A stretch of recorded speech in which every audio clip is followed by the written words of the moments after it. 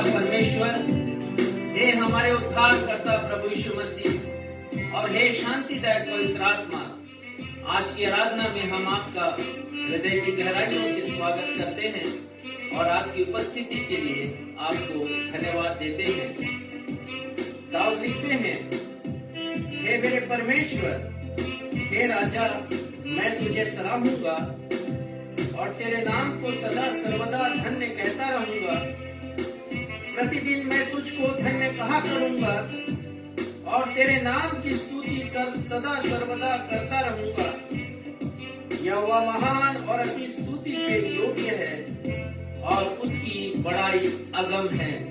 तो आइए हम उस परमेश्वर की जो अति महान है, जो जीवित है, जो हमारे परमेश्वर हैं, उनकी स्तुति करें, उनकी प्रशंसा करें, उन्हें सराहें इस गीत को गाकर।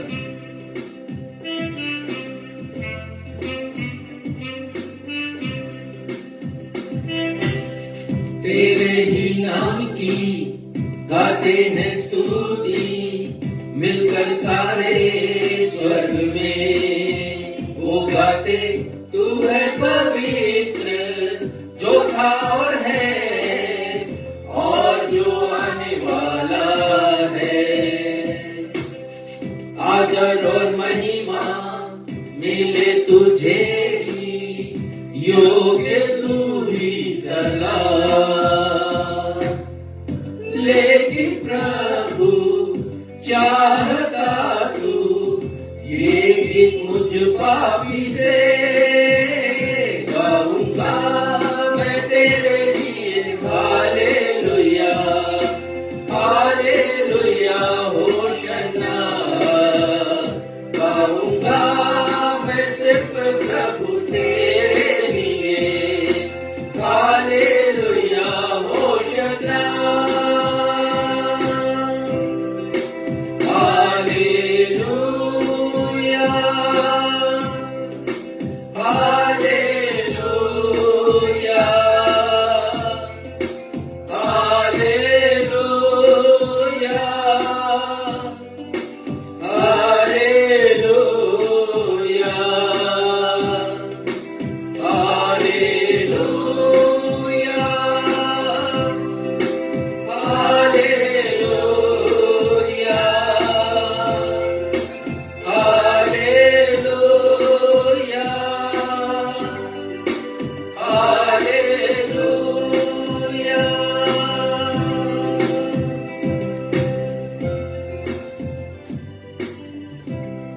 नवजीवन एवेंजलिकल चर्च की 107वीं ऑनलाइन आराधना में मैं आकांक्षा सक्षम मसीह आप सभी प्रभु भक्तों का अपने उद्धारकर्ता प्रभु यीशु मसीह के नाम में स्वागत करती हूँ एवं आप सभी को जय यीशु, यीशु सहाय, शालोम, जय मसीह की और प्रेज द लॉर्ड कहती हूँ। Praise the Lord. प्रिय भाइयों और बहनों, हम विगत 3 रविवारों से छोटी लोमड़ियां विषय के अंतर्गत छोटे पापों का अध्ययन कर रहे हैं। हमें ये जानकर प्रसन्नता हुई कि इन अध्ययनों से हमारे बहुत से दर्शकों को आत्मिक लाभ हुआ है। उनके द्वारा व्यक्त की गई प्रतिक्रिया हमारे लिए अत्यंत उत्साहवर्धक है। हम सारी महिमा, सारा आदर, सारा धन्यवाद अपने प्रभु यीशु मसीह को समर्पित करते हैं। आज हमारे पास्टर साहब छोटी लोमड़ियों पर चौथा एवं अंतिम संदेश देंगे। वे आज हमें बताएंगे कि कैसे छोटे छोटे पाप जैसे ढिठाई करना, जिद करना, किसी निर्दोष व्यक्ति के प्रति गलत विचार रखना, मूर्खतापूर्ण कदम उठाना, आडंबर से भरा धार्मिक जीवन जीना, अपस्वार्थी जीवन जीना, मन में कड़वाहट रखना, क्षमा रहित जीवन जीना, किसी के दुख को महसूस नहीं करना आदि हमारे जीवन की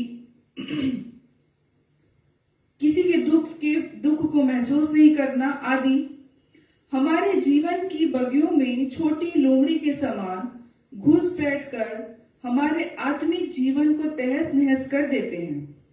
अतः कृपया आराधना के अंत तक हमारे साथ बने रहिए और संदेश को अवश्य सुनिएगा। आइए इस समय हम सब मिलकर प्रभु यीशु मसीह की महिमा में एक गीत गाएं, जिसके शब्द हैं, गाऊंगा मैं तेरे ही गीत, यीशु तू है महान, तेरा ही नाम मेरे मसीह, लेता हूं मैं सुबह और शाम।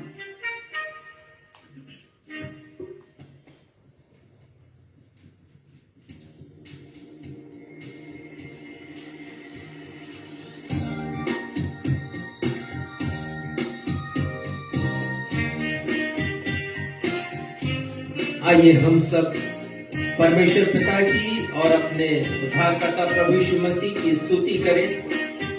इस गीत को गाकर, बोल बड़े सरल हैं, राग भी बहुत सरल है। आप इसे यदि नहीं जानते तो शीघ्रता से सीख भी सकते हैं।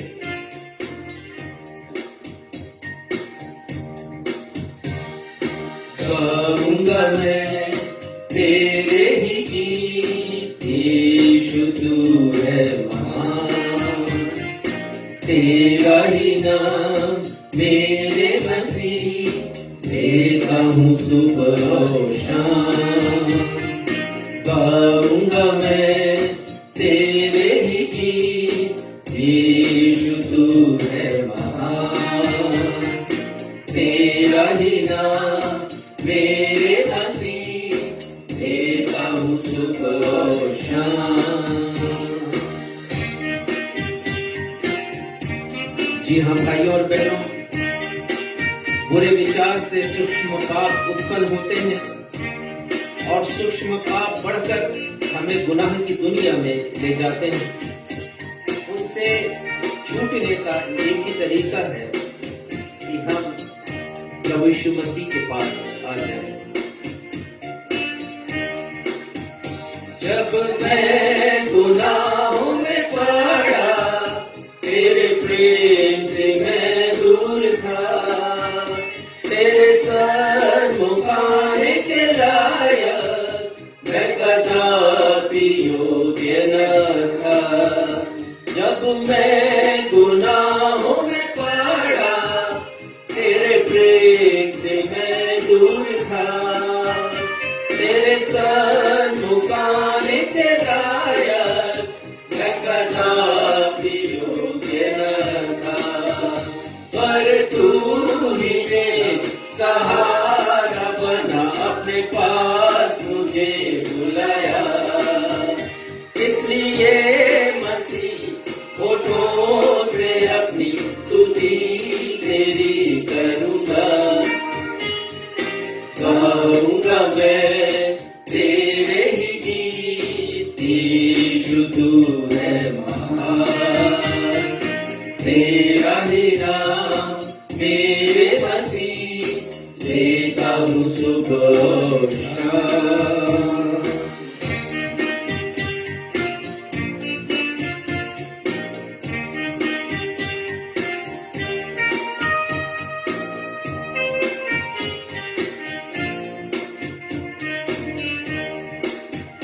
तेरे अनुग्रह तेरी दया को कैसे भूलूं मैं मसीह, तेरे श्राप तूने हटाकर खुद श्रापित बना मसीह। तेरे अनुग्रह तेरी दया को कैसे भूलूं मैं मसीह, तेरे श्राप खुद श्रापित बना मसीह। तूने क्रूस पर लहू बहाकर मुझे पापों से शुद्ध किया, मेरे आंसुओं को पोंछ कर सारे दुख दूर किया। गाऊंगा मैं तेरे ही गीत, यीशु तू है महान, तेरा ही नाम मेरे मसीह, लेता हूँ सुख और शाम, लेता हूँ सुख और शाम, लेता हूँ सुख और शाम। हम इसी स्थिति में रहते हुए उत्तरवादी पाठ के लिए निकाल लेंगे नीति वचन अध्याय 14 पद 1 से लेकर 12, जिसे पढ़ने में अगुवाई सक्षम मसीह करेंगे। नीति वचन अध्याय 14 पद 1 से 12।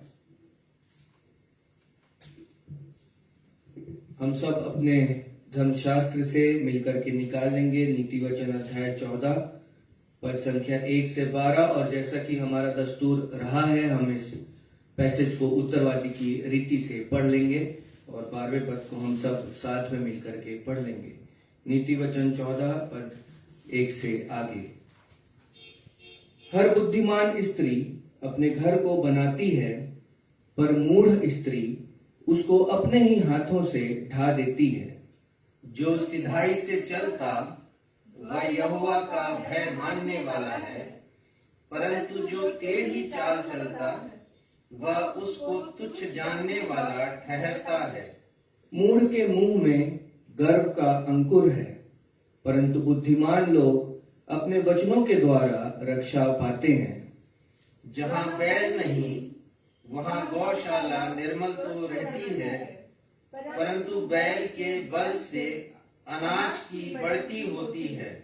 सच्चा साक्षी झूठ नहीं बोलता, परंतु झूठा साक्षी झूठी बातें उड़ाता है।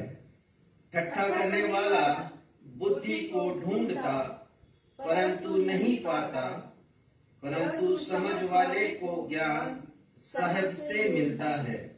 मूर्ख से अलग हो जा, तू उससे ज्ञान की बात ना पाएगा।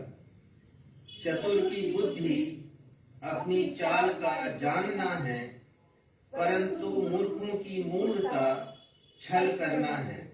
मूढ़ लोग पाप का अंगीकार करने को ठट्ठा जानते हैं, परंतु सीधे लोगों के बीच अनुग्रह होता है। मन अपना ही दुख जानता है और परदेशी उसके आनंद में हाथ नहीं डाल सकता।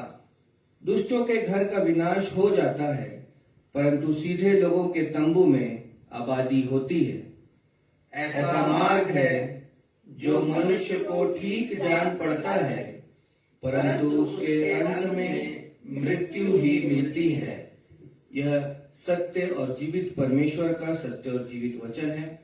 परमेश्वर पिता अपने इस वचन के पढ़े जाने, सुने जाने और समझे जाने पे हम में से हर एक को अपनी बहुतायत की आशीषों से परिपूर्ण करें। हम सब कहें आमीन। आमीन।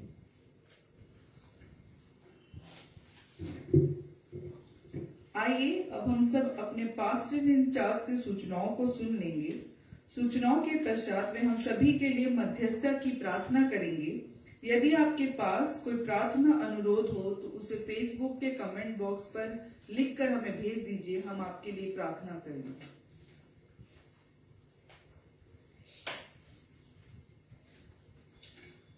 नवजीवन इवेंजलिकल चर्च की 107वीं 107th ऑनलाइन आराधना में मैं आप समस्त दर्शकों का और कलीसिया में उपस्थित लोगों का स्वागत करता हूं। आप सबों को जय मसीह की।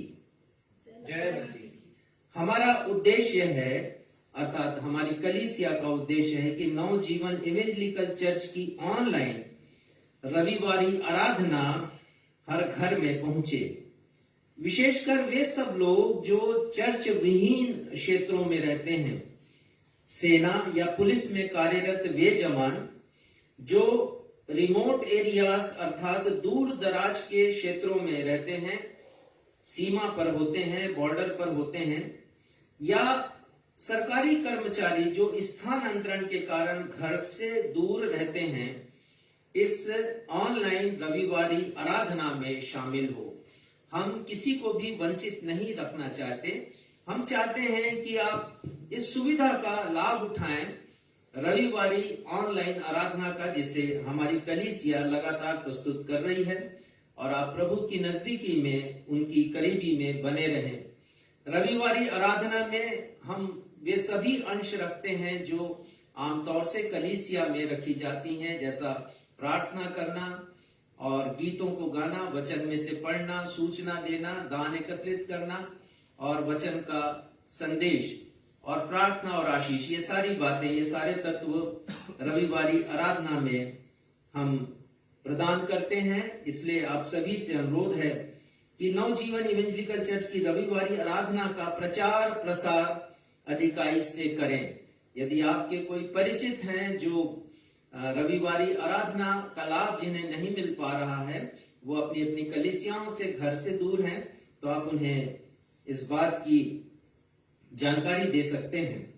पिछले रविवार को कलीसियाई आराधना के पश्चात हम लोग 4 झुग्गी बस्तियों में गए, जैसी आप सभी को सूचना हमने दी थी, और हमने भाई सुनील एवं सुरेखा जेम्स जय परिवार की ओर से 200 कुष्ठ रोगियों, दिव्यांगों, निराश्रितों आदि भिक्षावृत्ति पर जीवन व्यतीत करने वाले लोगों को वेजिटेरियन भोजन, जिसमें चावल, दाल, आलू छोले की सब्जी और बूंदी लड्डू था, हमने उसका वितरण किया।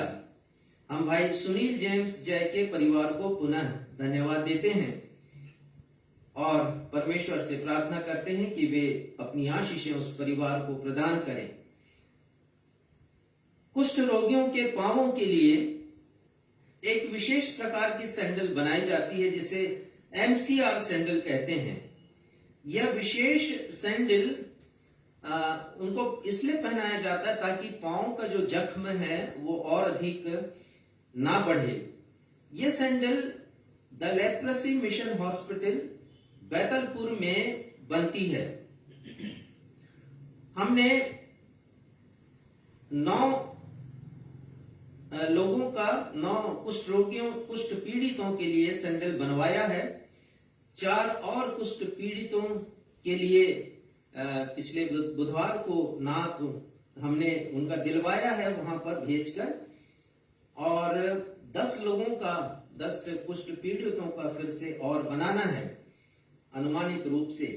इसके अतिरिक्त हमारे जितने भी कुष्ठ रोगी हैं या झुग्गी बस्ती में रहने वाले लोग हैं, यदि उन्हें किसी उपचार की जरूरत होती है, न सिर्फ कुष्ठ रोग के उपचार की, परंतु अन्य किसी भी प्रकार का स्वास्थ्य परीक्षण उन्हें कराना होता है, दवाइयां उनको लेनी होती, तो हम उन्हें भेजते हैं बैतलपुर। हम धन्यवाद देते हैं डॉक्टर मनोतोष अलकाना को, उनकी पत्नी डॉक्टर वंदना अलकाना को कि, और उनके पूरे स्टाफ को, कि वे हमारे भेजे हुए प्रत्येक पीड़ितों की सहायता करते हैं और उनकी देखभाल करते हैं और उन्हें दवाइयां देते हैं। हम ऐसे समस्त लोगों को जो बैतलपुर जाना चाहते हैं, उनके लिए हमने व्यवस्था की है डीजल ऑटो की, और वे उसमें बैठ करके वहां जाते हैं और अपना इलाज करा करके वहां से वापस होते हैं। यदि आवश्यकता हुई तो वे वहां पर भर्ती भी होते हैं। कृपया हमारी इस सेवकाई को आप प्रार्थना में स्मरण रखें। ये छोटी लेकिन बहुत बड़ी सेवकाई है, क्योंकि किसी की दृष्टि इस ओर नहीं जाती है कि इस तरीके से भी सहायता की जा सकती है जरूरतमंदों की। और यदि प्रभु आपकी अगुवाई करते हैं तो ऐसे कार्यों के लिए आर्थिक सहयोग भी प्रदान करें। प्रार्थना अनुरोध इस प्रकार से हैं।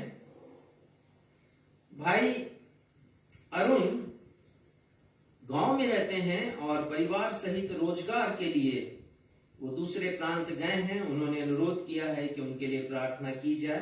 परमेश्वर पिता अपनी सुरक्षा प्रदान करें और उन्हें रोजगार दें ताकि उनके गृहस्थ का खर्चा चल सके। बहन स्तुति जेम्स जय के लिए हम प्रार्थना करते हैं परमेश्वर पिता से। बेंगलोर के निमहंस अस्पताल में नर्सिंग ऑफिसर की परीक्षा उन्होंने दी है। हम परमेश्वर से उनकी सफलता के लिए प्रार्थना करते हैं। प्रार्थना करते हैं भाई तरुण गार्डिया के लिए। छत्तीसगढ़ी भाषा में बाइबल के अनुवादक हैं, परंतु अनेक प्रकार की शारीरिक तकलीफों से जकड़े हुए हैं और उनका ठीक से इलाज भी नहीं हो पा रहा है, ठीक से जांच भी नहीं हो पा रही है। हम प्रार्थना करें परमेश्वर से कि वे प्रभु यीशु मसीह के स्पर्श के द्वारा उन्हें अद्भुत तरीके से चंगाई प्रदान करें। प्रार्थना करें मेरी मम्मी के लिए, मिसेस विद्या जे मसीह के लिए। और आप सब जानते हैं 94 इयर्स पर वो हैं, अभी 94 वर्ष में हैं और काफी वृद्ध हो चुकी हैं और अभी सर्दी और खांसी बुखार से वो जकड़ी हुई हैं। परमेश्वर पिता उन्हें स्पर्श करें और उन्हें चंगाई प्रदान करें। धन्यवाद के विषय इस प्रकार हैं। हम धन्यवाद देते हैं mister and doctor Mrs SM. Timothy को उनकी भेंट राशि के लिए। उन्होंने उन परिवारों के लिए, उन 2 परिवारों के लिए जिनके मकान ध्वस्त हो गए अरपा नदी की बाढ़ में, और जैसा मैंने आपको पिछले रविवार को सूचना दी थी, वो बहुत प्रभावित हुई और उन्होंने 2 परिवारों का रजिस्ट्रेशन की राशि हमें भेजी है। परमेश्वर पिता उन्हें और उनके परिवार को हर प्रकार की आत्मिक और भौतिक आशीषों से परिपूर्ण करे। साथ ही उन्होंने अपनी गवाही भी हमें दी है कि हमने प्रार्थना की थी हमारी कलीसिया में, और आप सभी ने भी प्रार्थना की होगी उनके पति मिस्टर सिलास तिमोथी के लिए। वो पहले गंभीर रूप से बीमार थे, लेकिन परमेश्वर पिता ने उन्हें बेहतर स्वास्थ्य प्रदान किया। साथ ही साथ उनकी नातिन सुवर्णा सोना की चंगाई के लिए भी हम परमेश्वर पिता को धन्यवाद देते हैं। धन्यवादी भेंट मिस्टर सुभाष चंद्र मसीह से भी प्राप्त हुई है। उनके पुत्र बेटे सनी मसीह को पुणे में जॉब मिला है और वे उस जॉब को ज्वाइन करने के लिए जाने वाले हैं। परमेश्वर पिता हमारे उस बेटे के ऊपर अपना अनुग्रह बना करके रखें, यात्रा में उनके साथ हों और नई जगह पर जब वो जा रहे हैं नई नौकरी में, तो उन्हें और भी ज्यादा आगे बढ़ाए, तरक्की प्रदान करे। माता पिता से वे दूर रहेंगे तो परमेश्वर पिता उस शहर में अपनी सुरक्षा उन्हें प्रदान करे। धन्यवाद देते हैं परमेश्वर पिता को बहन संगीता जेम्स के जन्मदिन के अवसर पर, और साथ ही साथ बेटी आकांक्षा सक्षम मसीह जो हमारी आराधना का संचालन करती हैं, उनका भी जन्मदिन पिछले सप्ताह था। इन दोनों के लिए हम परमेश्वर पिता से आशीष की प्रार्थना करते हैं। परमेश्वर पिता अपने वरदानों से इन्हें संतृप्त करें और इनके जीवन के हर मोड़ पर इनके साथ साथ बने रहें। एक और गवाही का विषय है, और हम बार बार आपको बतलाते हैं कि कोसीर गांव में हम निःशुल्क जन स्वास्थ्य केंद्र नवजीवन के द्वारा हम चला रहे हैं। उसमें एक भाई आए कल, और वो ट्रैक्टर डीलर हैं, उस गांव में थे। उन्हें सिर में असहनीय दर्द, असहनीय पीड़ा शुरू हुई और किसी ने कहा कि वहां पर जाओ, और वो आए और वहां पर उन्होंने अपनी चिकित्सा कराई हमारे पास्टर डीबू मार्टिकल के द्वारा, और उन्होंने दवाइयां उन्हें दी और थोड़ी देर में उन्हें आराम मिला और प्रार्थना की गई, उनके लिए चंगाई मिली। और जब वो ठीक हो गए तो उन्होंने कहा कि कितना देना है पैसा, तब बताया गया है कि ये तो निःशुल्क हम चलाते हैं, लोगों की सेवा करते हैं। तो वे बड़े प्रभावित हुए और उन्होंने धन्यवाद दिया। आप सब भी हमारे उस निःशुल्क जन स्वास्थ्य केंद्र को स्मरण रखें, जिसके द्वारा हर महीने सैकड़ों लोगों की निःशुल्क चिकित्सा की जाती है, उपचार किया जाता है और प्रभु के प्रेम को इस प्रकार प्रकट किया जाता है। आइए इन सारे विषयों को हम परमेश्वर पिता के समक्ष धन्यवाद के साथ रखें। हमारे पिता, हम आपके समीप आते हैं, हर एक विषयों को आपके सन्मुख रखते हैं, अपनी जरूरतों को आपके सन्मुख हम रखते हैं। हम जानते हैं पिता कि आप हमारे लिए प्रबंध करते हैं। अब्राहम के लिए आपने प्रबंध किया जब वो अपने पुत्र इसहाक का बलिदान करने के लिए मोरिया पर्वत पर आया, और आपने उसके लिए प्रबंध किया। तो हम पढ़ते हैं पिता, आपके वचन में लिखा है कि उस स्थान का नाम उसने यहोवा ईरे रखा, जिसका मतलब होता है कि परमेश्वर प्रबंध करते हैं, परमेश्वर उपाय करते हैं। आप हमारे लिए उपाय करते हैं और हमारी विश्वास की सेवकाई है पिता। इस सेवकाई को आप अद्भुत तरीके से आशीषित करते हैं, आप लोगों के हृदय से बातचीत करते हैं और उनकी भेंटें हमें लगातार मिलती हैं पिता, जिसके द्वारा हम अनेक कार्य करते हैं। अपने हर एक भेंटकर्ताओं के लिए हम धन्यवाद देते हैं। साथ ही पिता उन प्रत्येक लोगों को स्मरण रखते हैं जिनके निवेदन अभी हमने पढ़े, जिन्हें चंगाई की आवश्यकता है। पिता आप उन्हें चंगाई दें। हमारे जन स्वास्थ्य केंद्र कोसीर को और भी आशीषित करें पिता, बहुत से लोग उसके द्वारा फिजिकल हीलिंग को प्राप्त कर सकें। पिता हम प्रार्थना करते हैं अपने रविवारी प्रसारण के लिए कि अधिक से अधिक लोगों के पास ये पहुंचे, इसका प्रचार प्रसार हो, ताकि वे सब लोग जो कि पहुंच विहीन क्षेत्रों में हैं, जहां चर्च की सुविधा नहीं है, जहां लोग कलीसिया में नहीं जा सकते हैं, ऐसी जगह पर लोग बैठ करके हमारी रविवारी आराधना में शामिल हों और पिता आपकी नजदीकी को समझ सकें और आपने जो उनके जीवन के लिए उद्देश्य बनाया है उसे भी वो समझ सकें और वैसा मसीही जीवन जी सके। आगे की आराधना को पिता हम आपके सामर्थी हाथों में सौंपते हैं और अपने इस निवेदन को, अपनी प्रार्थना को आप तक पहुंचाने वाले प्रभु यीशु मसीह के नाम से मांगते हैं। सुनिए और ग्रहण कीजिए। हम सब कहें आमीन। प्रभु की प्रार्थना कहेंगे। हे हमारे पिता, आप जो स्वर्ग में हैं, आपका नाम पवित्र माना जाए, आपका राज्य आए, आपकी इच्छा जैसे स्वर्ग में पूरी होती है वैसे इस पृथ्वी पर भी पूरी हो। हमारे दिन भर की रोटी आज हमें दीजिए और जैसे हमने अपने अपराधियों को क्षमा किया वैसे हमारे अपराधों को क्षमा कीजिए और हमें परीक्षा में नहीं लाइए बल्कि बुराई से बचाइए, क्योंकि राज्य, पराक्रम और महिमा सदा आपके हैं। आमीन।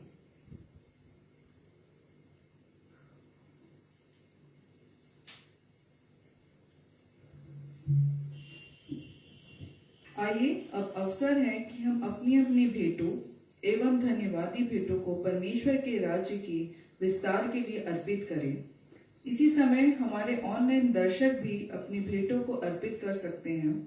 यदि आप अपनी भेंटों को हमारी कलीसिया के सुसमाचार प्रचार एवं सेवा कार्यों के लिए देना चाहते हैं तो आपका स्वागत है। कृपया हमारे पास्टर साहब से संपर्क कीजिए। आइए इस समय हम सब गीत गाकर परमेश्वर पिता को उनकी भलाइयों के लिए धन्यवाद दें। गीत के शब्द हैं, प्रभु परमेश्वर तू कितना भला है, तेरी भलाई सदा की है।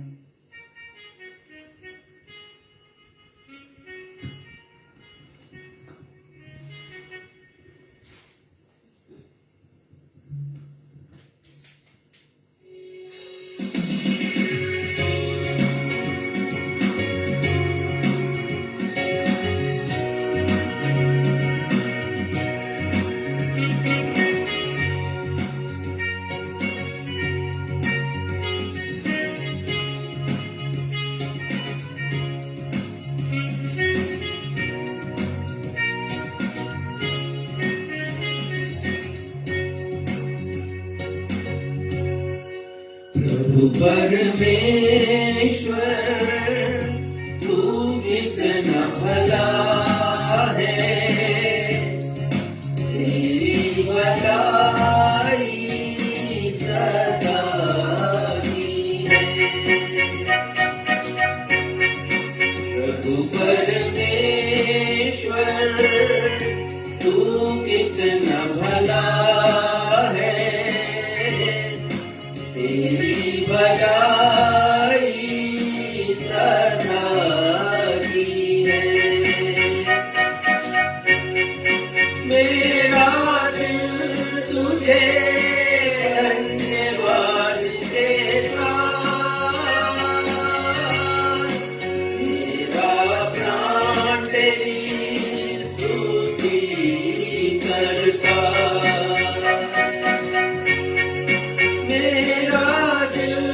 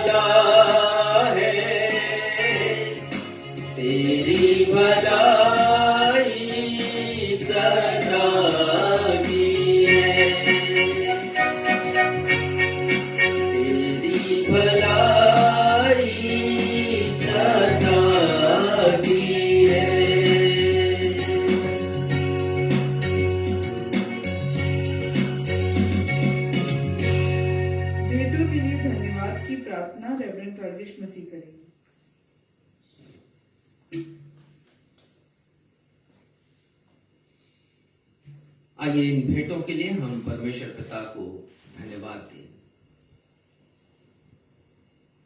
हे हमारे जीवित सामर्थी, सर्वज्ञानी, सर्वव्यापी,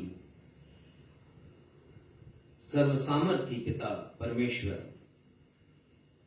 हम आपको धन्यवाद देते हैं पिता, क्योंकि बाइबल हमें सिखाती है कि आप भला परमेश्वर हैं। Our God is a good God. हमारे परमेश्वर भले हैं और हमेशा हमारे हित में काम करते हैं, भलाइयां करते हैं पिता, और आपकी भलाइयां हम पर अनगिनत हैं। और इसलिए हम आपको आज की सुबह हृदय की गहराइयों से धन्यवाद देते हैं, आपके प्रत्येक उपकारों के लिए, अपने जीवन के लिए, अपने हृदय की हर एक धड़कन के लिए, अपनी सांसों के लिए,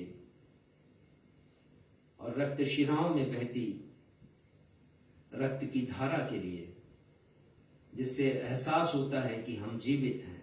आपकी कृपा है, आपका अनुग्रह है। और इसलिए पिता, आपके प्रति आदर, सम्मान और प्रेम प्रकट करने के लिए हम ये भेंट लेकर आए हैं। हमारी प्रार्थना है पिता कि ये भेंट आपको ग्रहण योग्य हो, और साथ ही ये भेंट बहुतों के जीवन में खुशियां ला सके, दुखी चेहरों पर मुस्कुराहट ला सके, और प्रभु यीशु मसीह के शुभ संदेश को उन लोगों तक पहुंचा सकें जो कि निराश, हताश, घबराए हुए हैं और दुख, पीड़ा और बीमारी में है। पिता, आज की आराधना के लिए हम आपको धन्यवाद देते हुए इस निवेदन को अपने उद्धारकर्ता प्रभु यीशु मसीह के नाम से मांगते हैं। सुनिए और ग्रहण कीजिए। आमीन।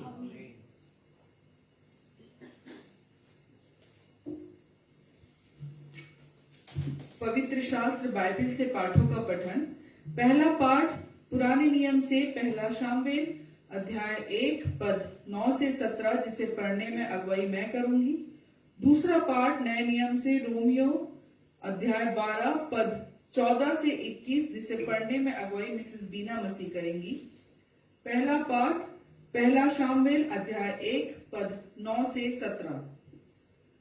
तब शीलो में खाने और पीने के बाद हन्ना उठी और यहोवा के मंदिर के चौखट के एक बाजू के पास एली याजक कुर्सी पर बैठा हुआ था। वह मन में व्याकुल होकर यहोवा से प्रार्थना करने और बिलख बिलख कर रोने लगी, और उसने यह मन्नत मानी, हे सेनाओं के यहोवा, यदि तू अपनी दासी के दुख पर सचमुच दृष्टि करे और मेरी सुधि ले और अपनी दासी को भूल न जाए और अपनी दासी को पुत्र दे, तो मैं उसे उसके जीवन भर के लिए यहोवा को अर्पण करूंगी और उसके सिर पर छुरा फिरने ना पाएगा। तब वह यहोवा के सामने ऐसी प्रार्थना कर रही थी। तब एली उसके मुंह की ओर ताक रहा था। हन्ना मन ही मन कह रही थी। उसके होंठ तो हिलते थे, परंतु उसका शब्द ना सुन पड़ता था। इसलिए एली ने समझा कि वे नशे में हैं। तब एली ने उससे कहा, तू कब तक नशे में रहेगी? अपना नशा उतार। हन्ना ने कहा, नहीं हे मेरे प्रभु, मैं तो दुखिया हूँ। मैंने ना तो दाख मधु पिया है और ना मदिरा। मैंने अपने मन की बात खोलकर यहोवा से कही है। अपनी दासी को ओछी स्त्री ना जान। जो कुछ मैंने अब तक कहा है वह बहुत ही शौकित होने और चिढ़ाई जाने के कारण कहा है। एली ने कहा, कुशल से चली जा, इज़राइल का परमेश्वर तुझे मन चाहा वर दे। उसने कहा, तेरी दासी तेरी दृष्टि में अनुग्रह पाए। तब वह स्त्री चली गई और खाना खाया और उसका मुंह फिर उदास न रहा। वे सवेरे उठ परमेश्वर अपने पढ़े हुए वचन पर आशीष दे। हम सब कहें आमीन। आमीन।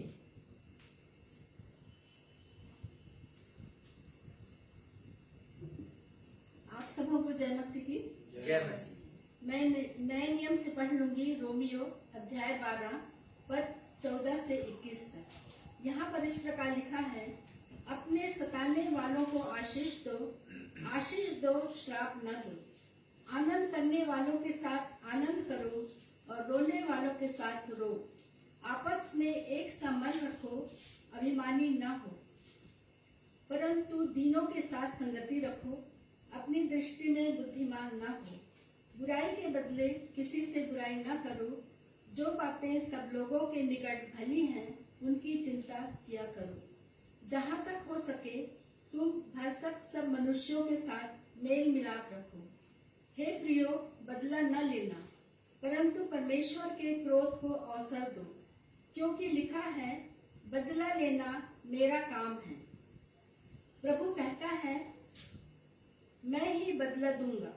परंतु यदि तेरा बैरी भूखा हो तो उसे खाना खिला, यदि प्यासा हो तो उसे पानी पिला, क्योंकि ऐसा करने से तू उसके सिर पर आग के अंगारों का ढेर लगाएगा।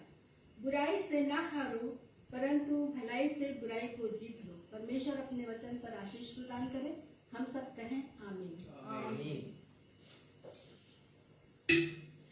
सुसमाचार पाठ के लिए हम निकाल लेंगे मत्ती रचित सुसमाचार अध्याय 15 पद 21 से लेकर 26 तक, जिसे पढ़ने में अगुवाई रेवरेंड राजेश मसीह करेंगे।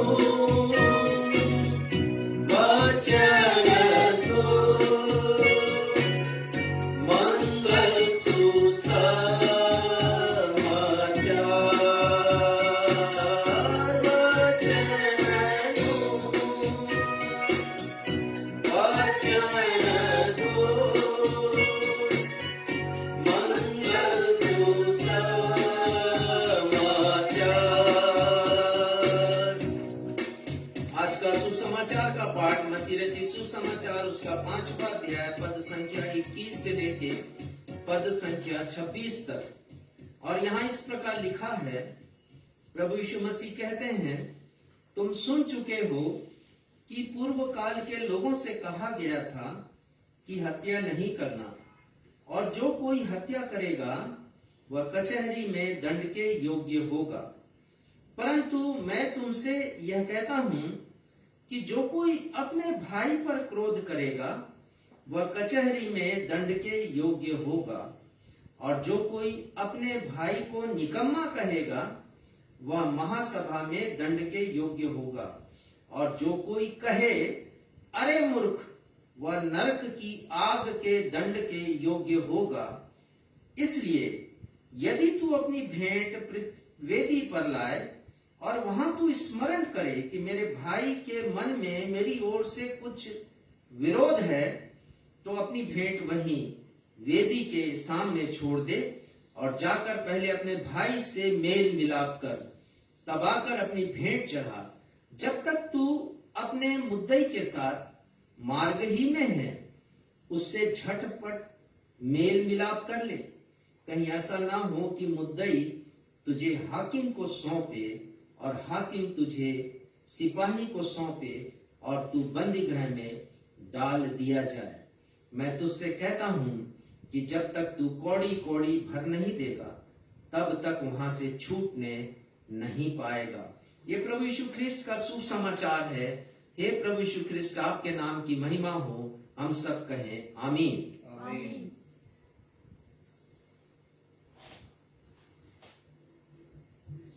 अब हम सभी के लिए सुनहरा समय होगा जब हम सप्ताह भर की आत्मिक ऊर्जा प्राप्त करने के लिए परमेश्वर पिता के जीवित कलाम से रेवरेंड राजेश मसीह के द्वारा संदेश सुन सकेंगे। और आज का विषय है छोटी लोमड़ियां, द लिटिल फॉक्सेस पार्ट 4। हम छोटे पाप को अपने जीवन में आने से कैसे रोक सकते हैं? How we can prevent the insignificant sin to enter into our lives. परंतु इसके पहले कि हम संदेश सुने, आइए हम सब संदेश से ताल्लुक रखता हुआ एक गीत गाएं। गीत के शब्द हैं, देखूं तेरी महिमा, यही है मेरी आशा। रह पाऊं तेरे घर में, यही है मेरी अभिलाषा।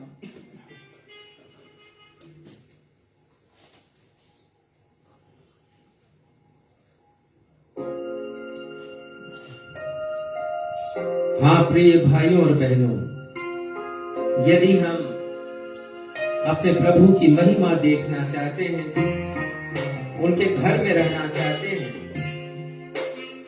और वहां उनकी आराधना करना चाहते हैं, आदर महिमा स्तुति धन्यवाद देना चाहते हैं, तो हमें अपने जीवन के सूक्ष्म पापों से बरी होना पड़ेगा, मुक्त होना पड़ेगा। हम इसी विषय पर अध्ययन कर रहे हैं, क्योंकि जब तक ये पाप मेरे और आपके जीवन में है, हमें वो पवित्रता नहीं प्रदान करते जिसकी परमेश्वर अपेक्षा करते हैं। आइए इस गीत को गाएं।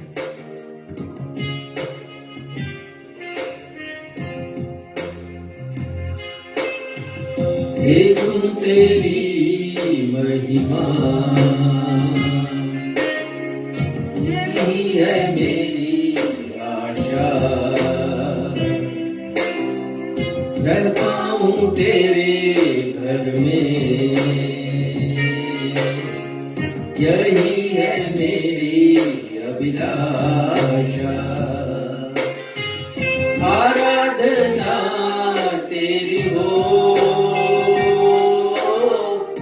आदर महिमा स्तुति धन्यवाद, सामर्थ सर्व अधिकार प्रभु तेरा है, यीशु तेरा है, प्रभु तेरा है।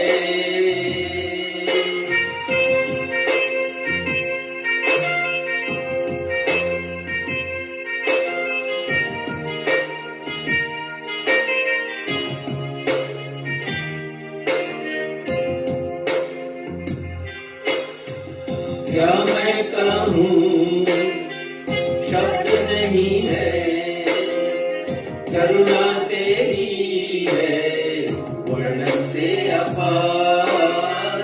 क्या मैं कहूँ शब्द नहीं है, करुणा तेरी है वर्णन से अपार। बस देखता रहूं तेरी महिमा, बन जाऊं तेरे समान। बस देखता रहूं तेरी महिमा, बन जाऊं तेरे समान,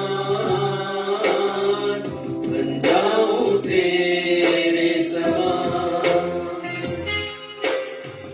आराधना तेरी हो, आदर महिमा स्तुति धन्यवाद, सामर्थ सर्व अधिकार प्रभु तेरा है, यीशु तेरा है, प्रभु तेरा है।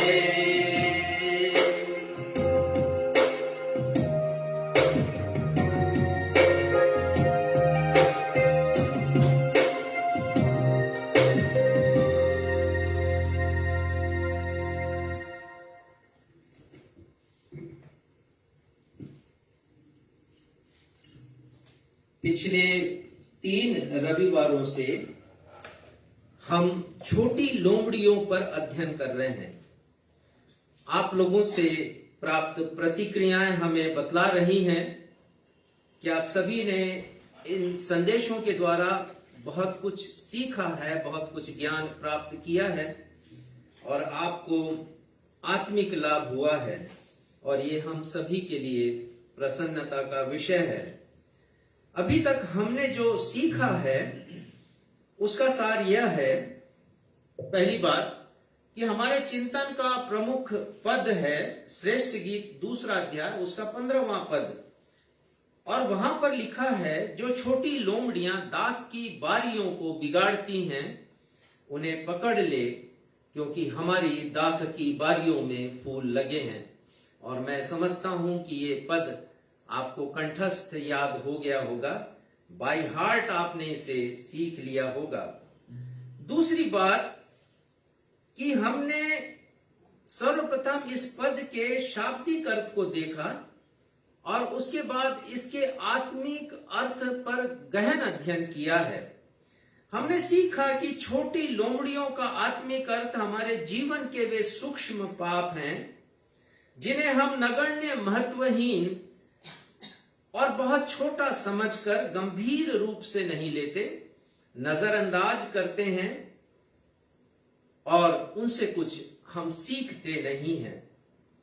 हमने सीखा कि छोटी लोमड़ियां हमारे वे बुरे विचार हैं जो सर्वप्रथम सूक्ष्म पाप में और बाद में वही सूक्ष्म पाप बड़े पाप में तब्दील हो जाते हैं।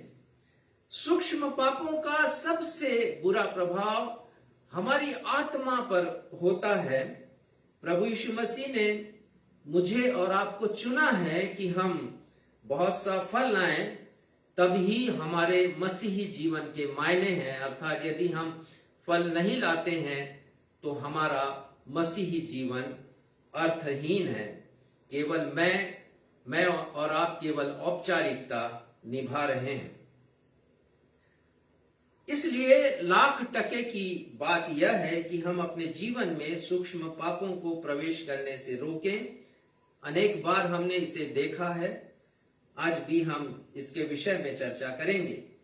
और यह तभी संभव होगा जब हम अपने जीवन को आत्मा के फलों से सुसज्जित करें और आत्मिक बाड़ा बनाकर अपने आत्मिक जीवन को सुरक्षित रखें।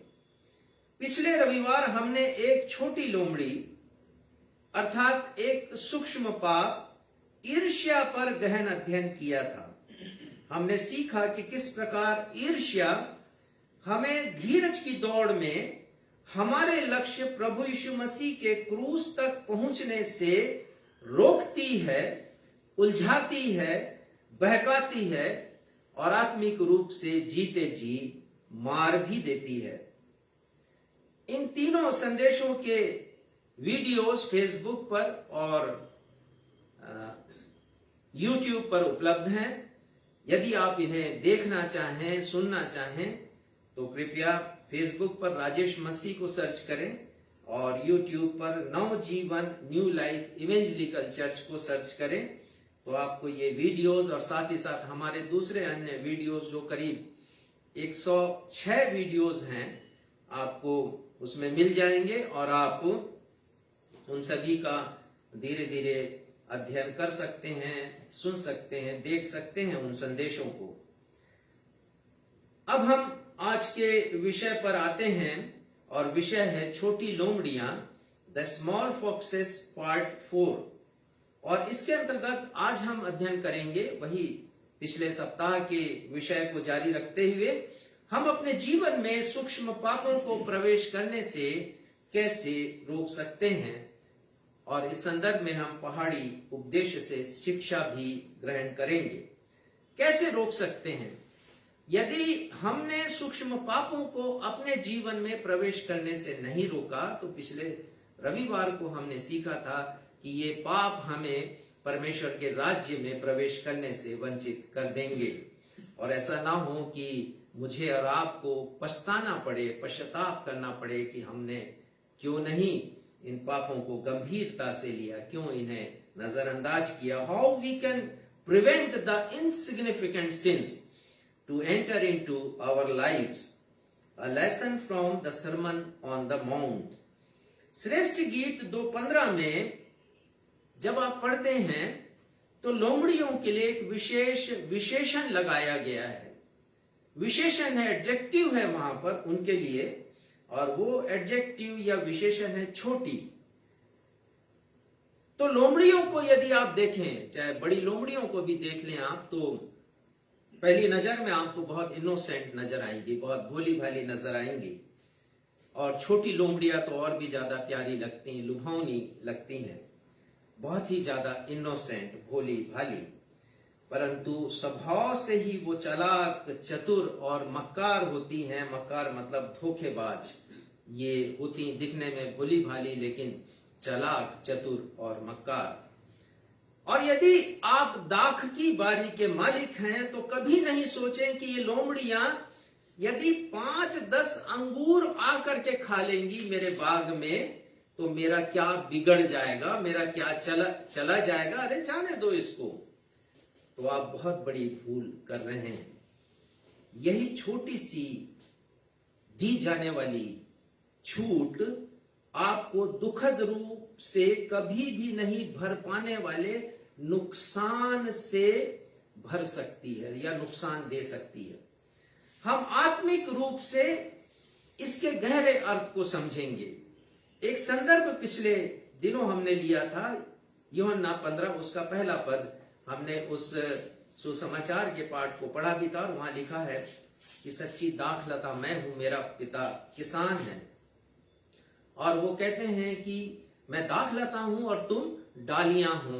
हमें उन्होंने डालियां विशेषण दिया है और संबोधित किया है हमें कि हम डालियां हैं, प्रभु यीशु मसीह दाखलता है। और डालियों का काम है दाख का उत्पादन, अंगूर का उत्पादन। हम फल लाने के लिए प्रभु यीशु मसीह से जुड़े हुए हैं।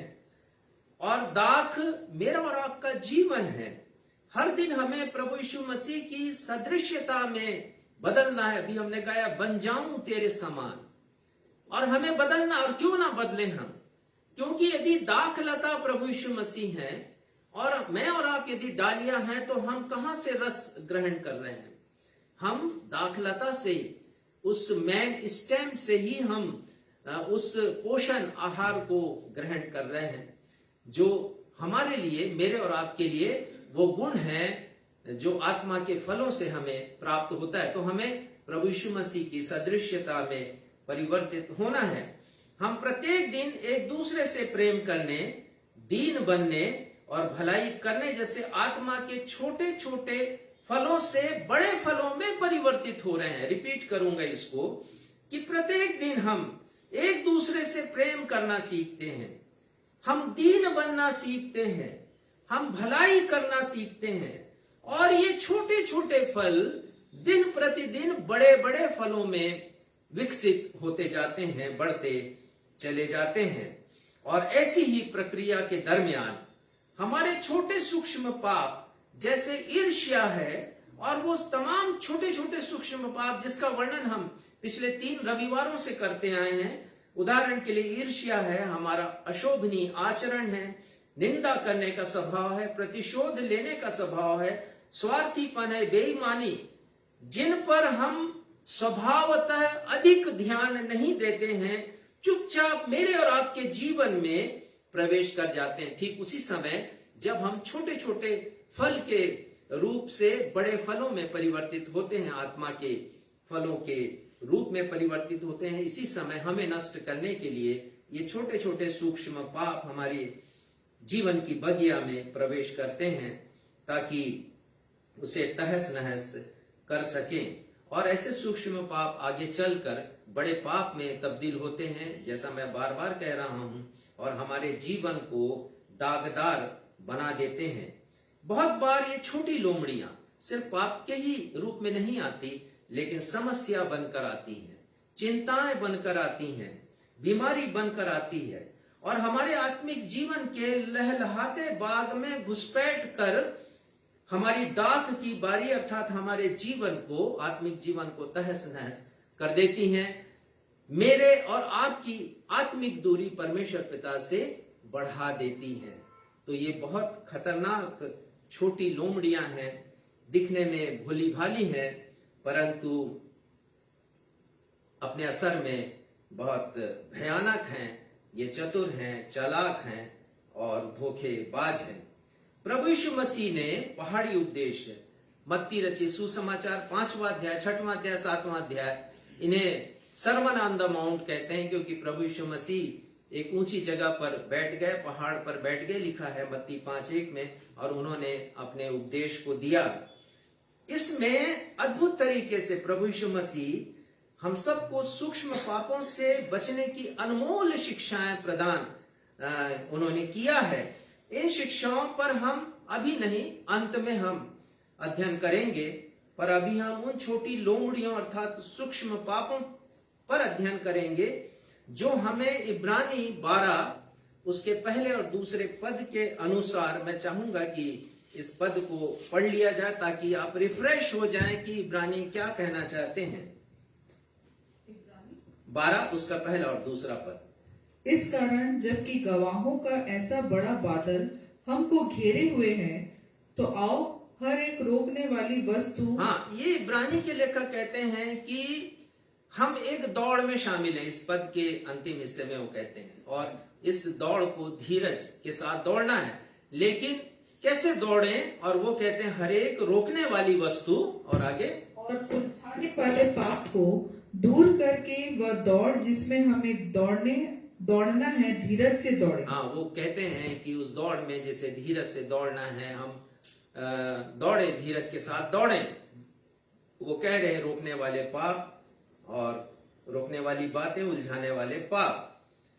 तो इब्रानी 12:1-2 के अनुसार धीरज की दौड़ के लक्ष्य प्रभु यीशु मसीह के क्रूस तक पहुंचने में ये सूक्ष्म पाप जो हमें रोकते हैं, हमें उलझाते हैं, हमें बहकाते हैं और अंततः जीते जी आत्मिक रूप से हमें मार डालते हैं, उन पर हम अध्ययन करेंगे।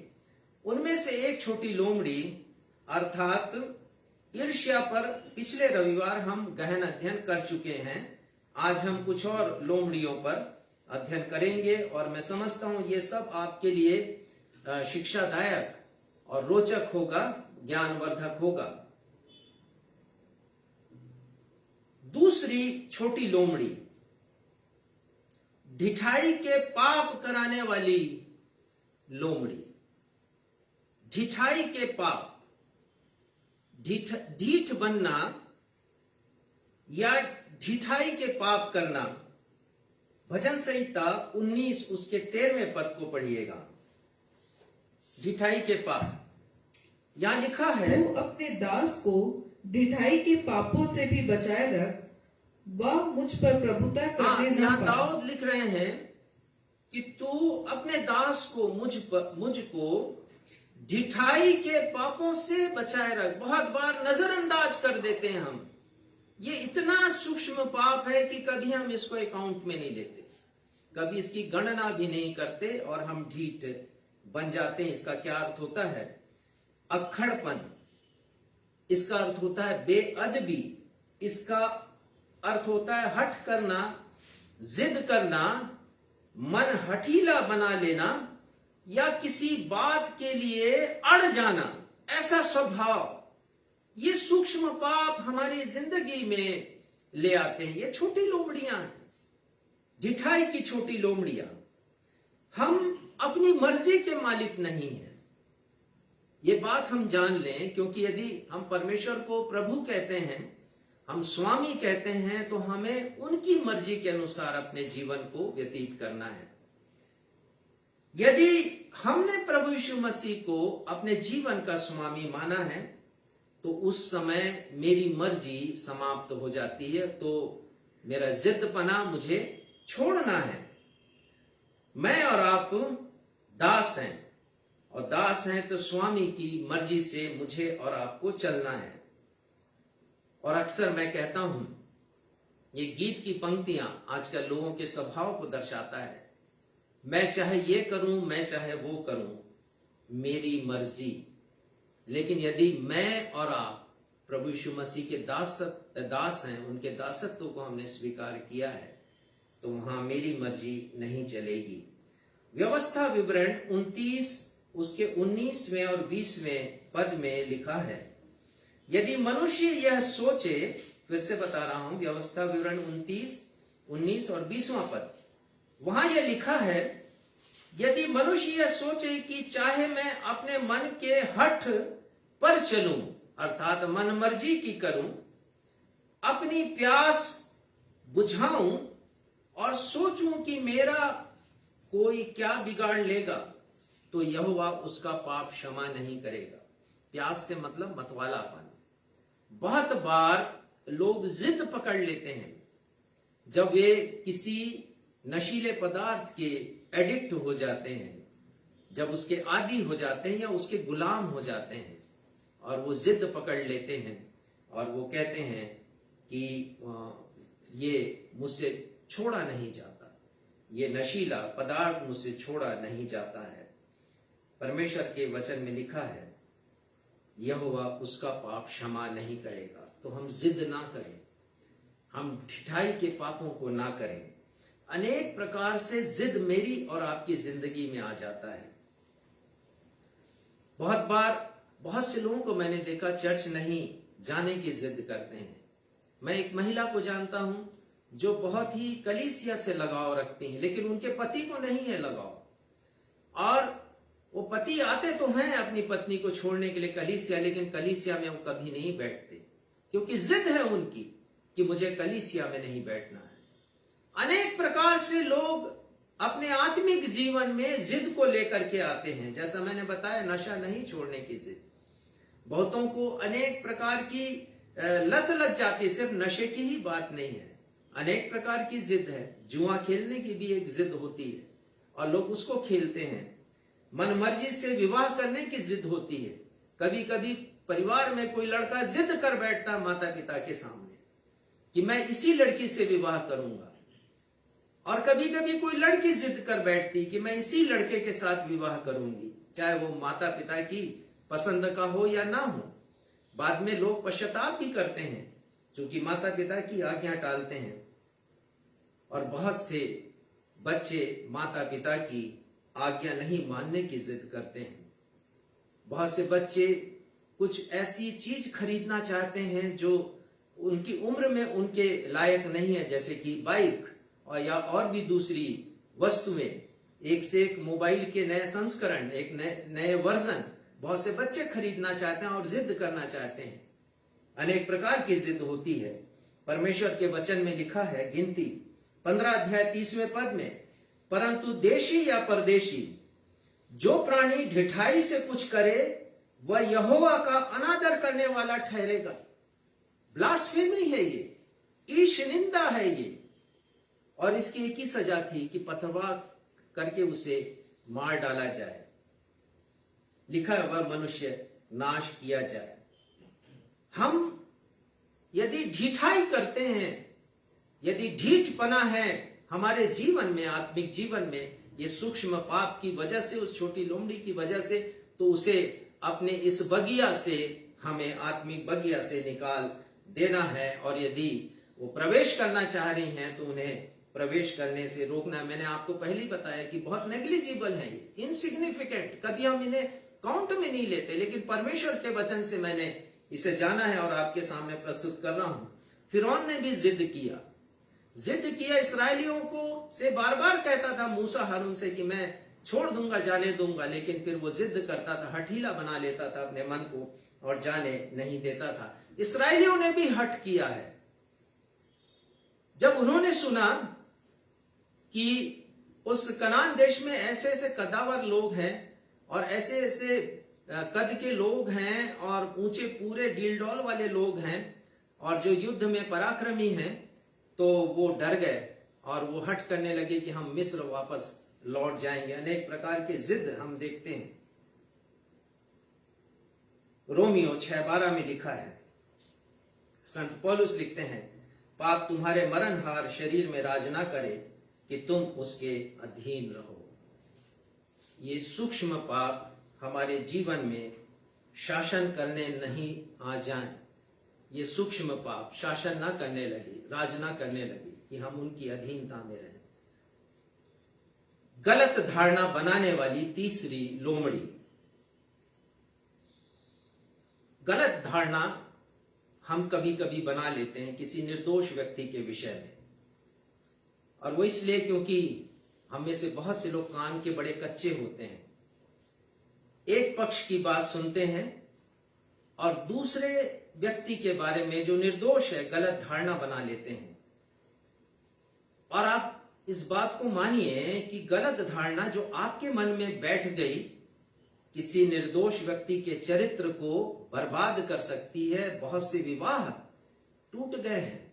इसी के कारण बहुत से लोगों का चरित्र बिगड़ गया है, क्योंकि उन्होंने एक पक्ष की बात सुनी है और मन में गलत धारणा बना ली।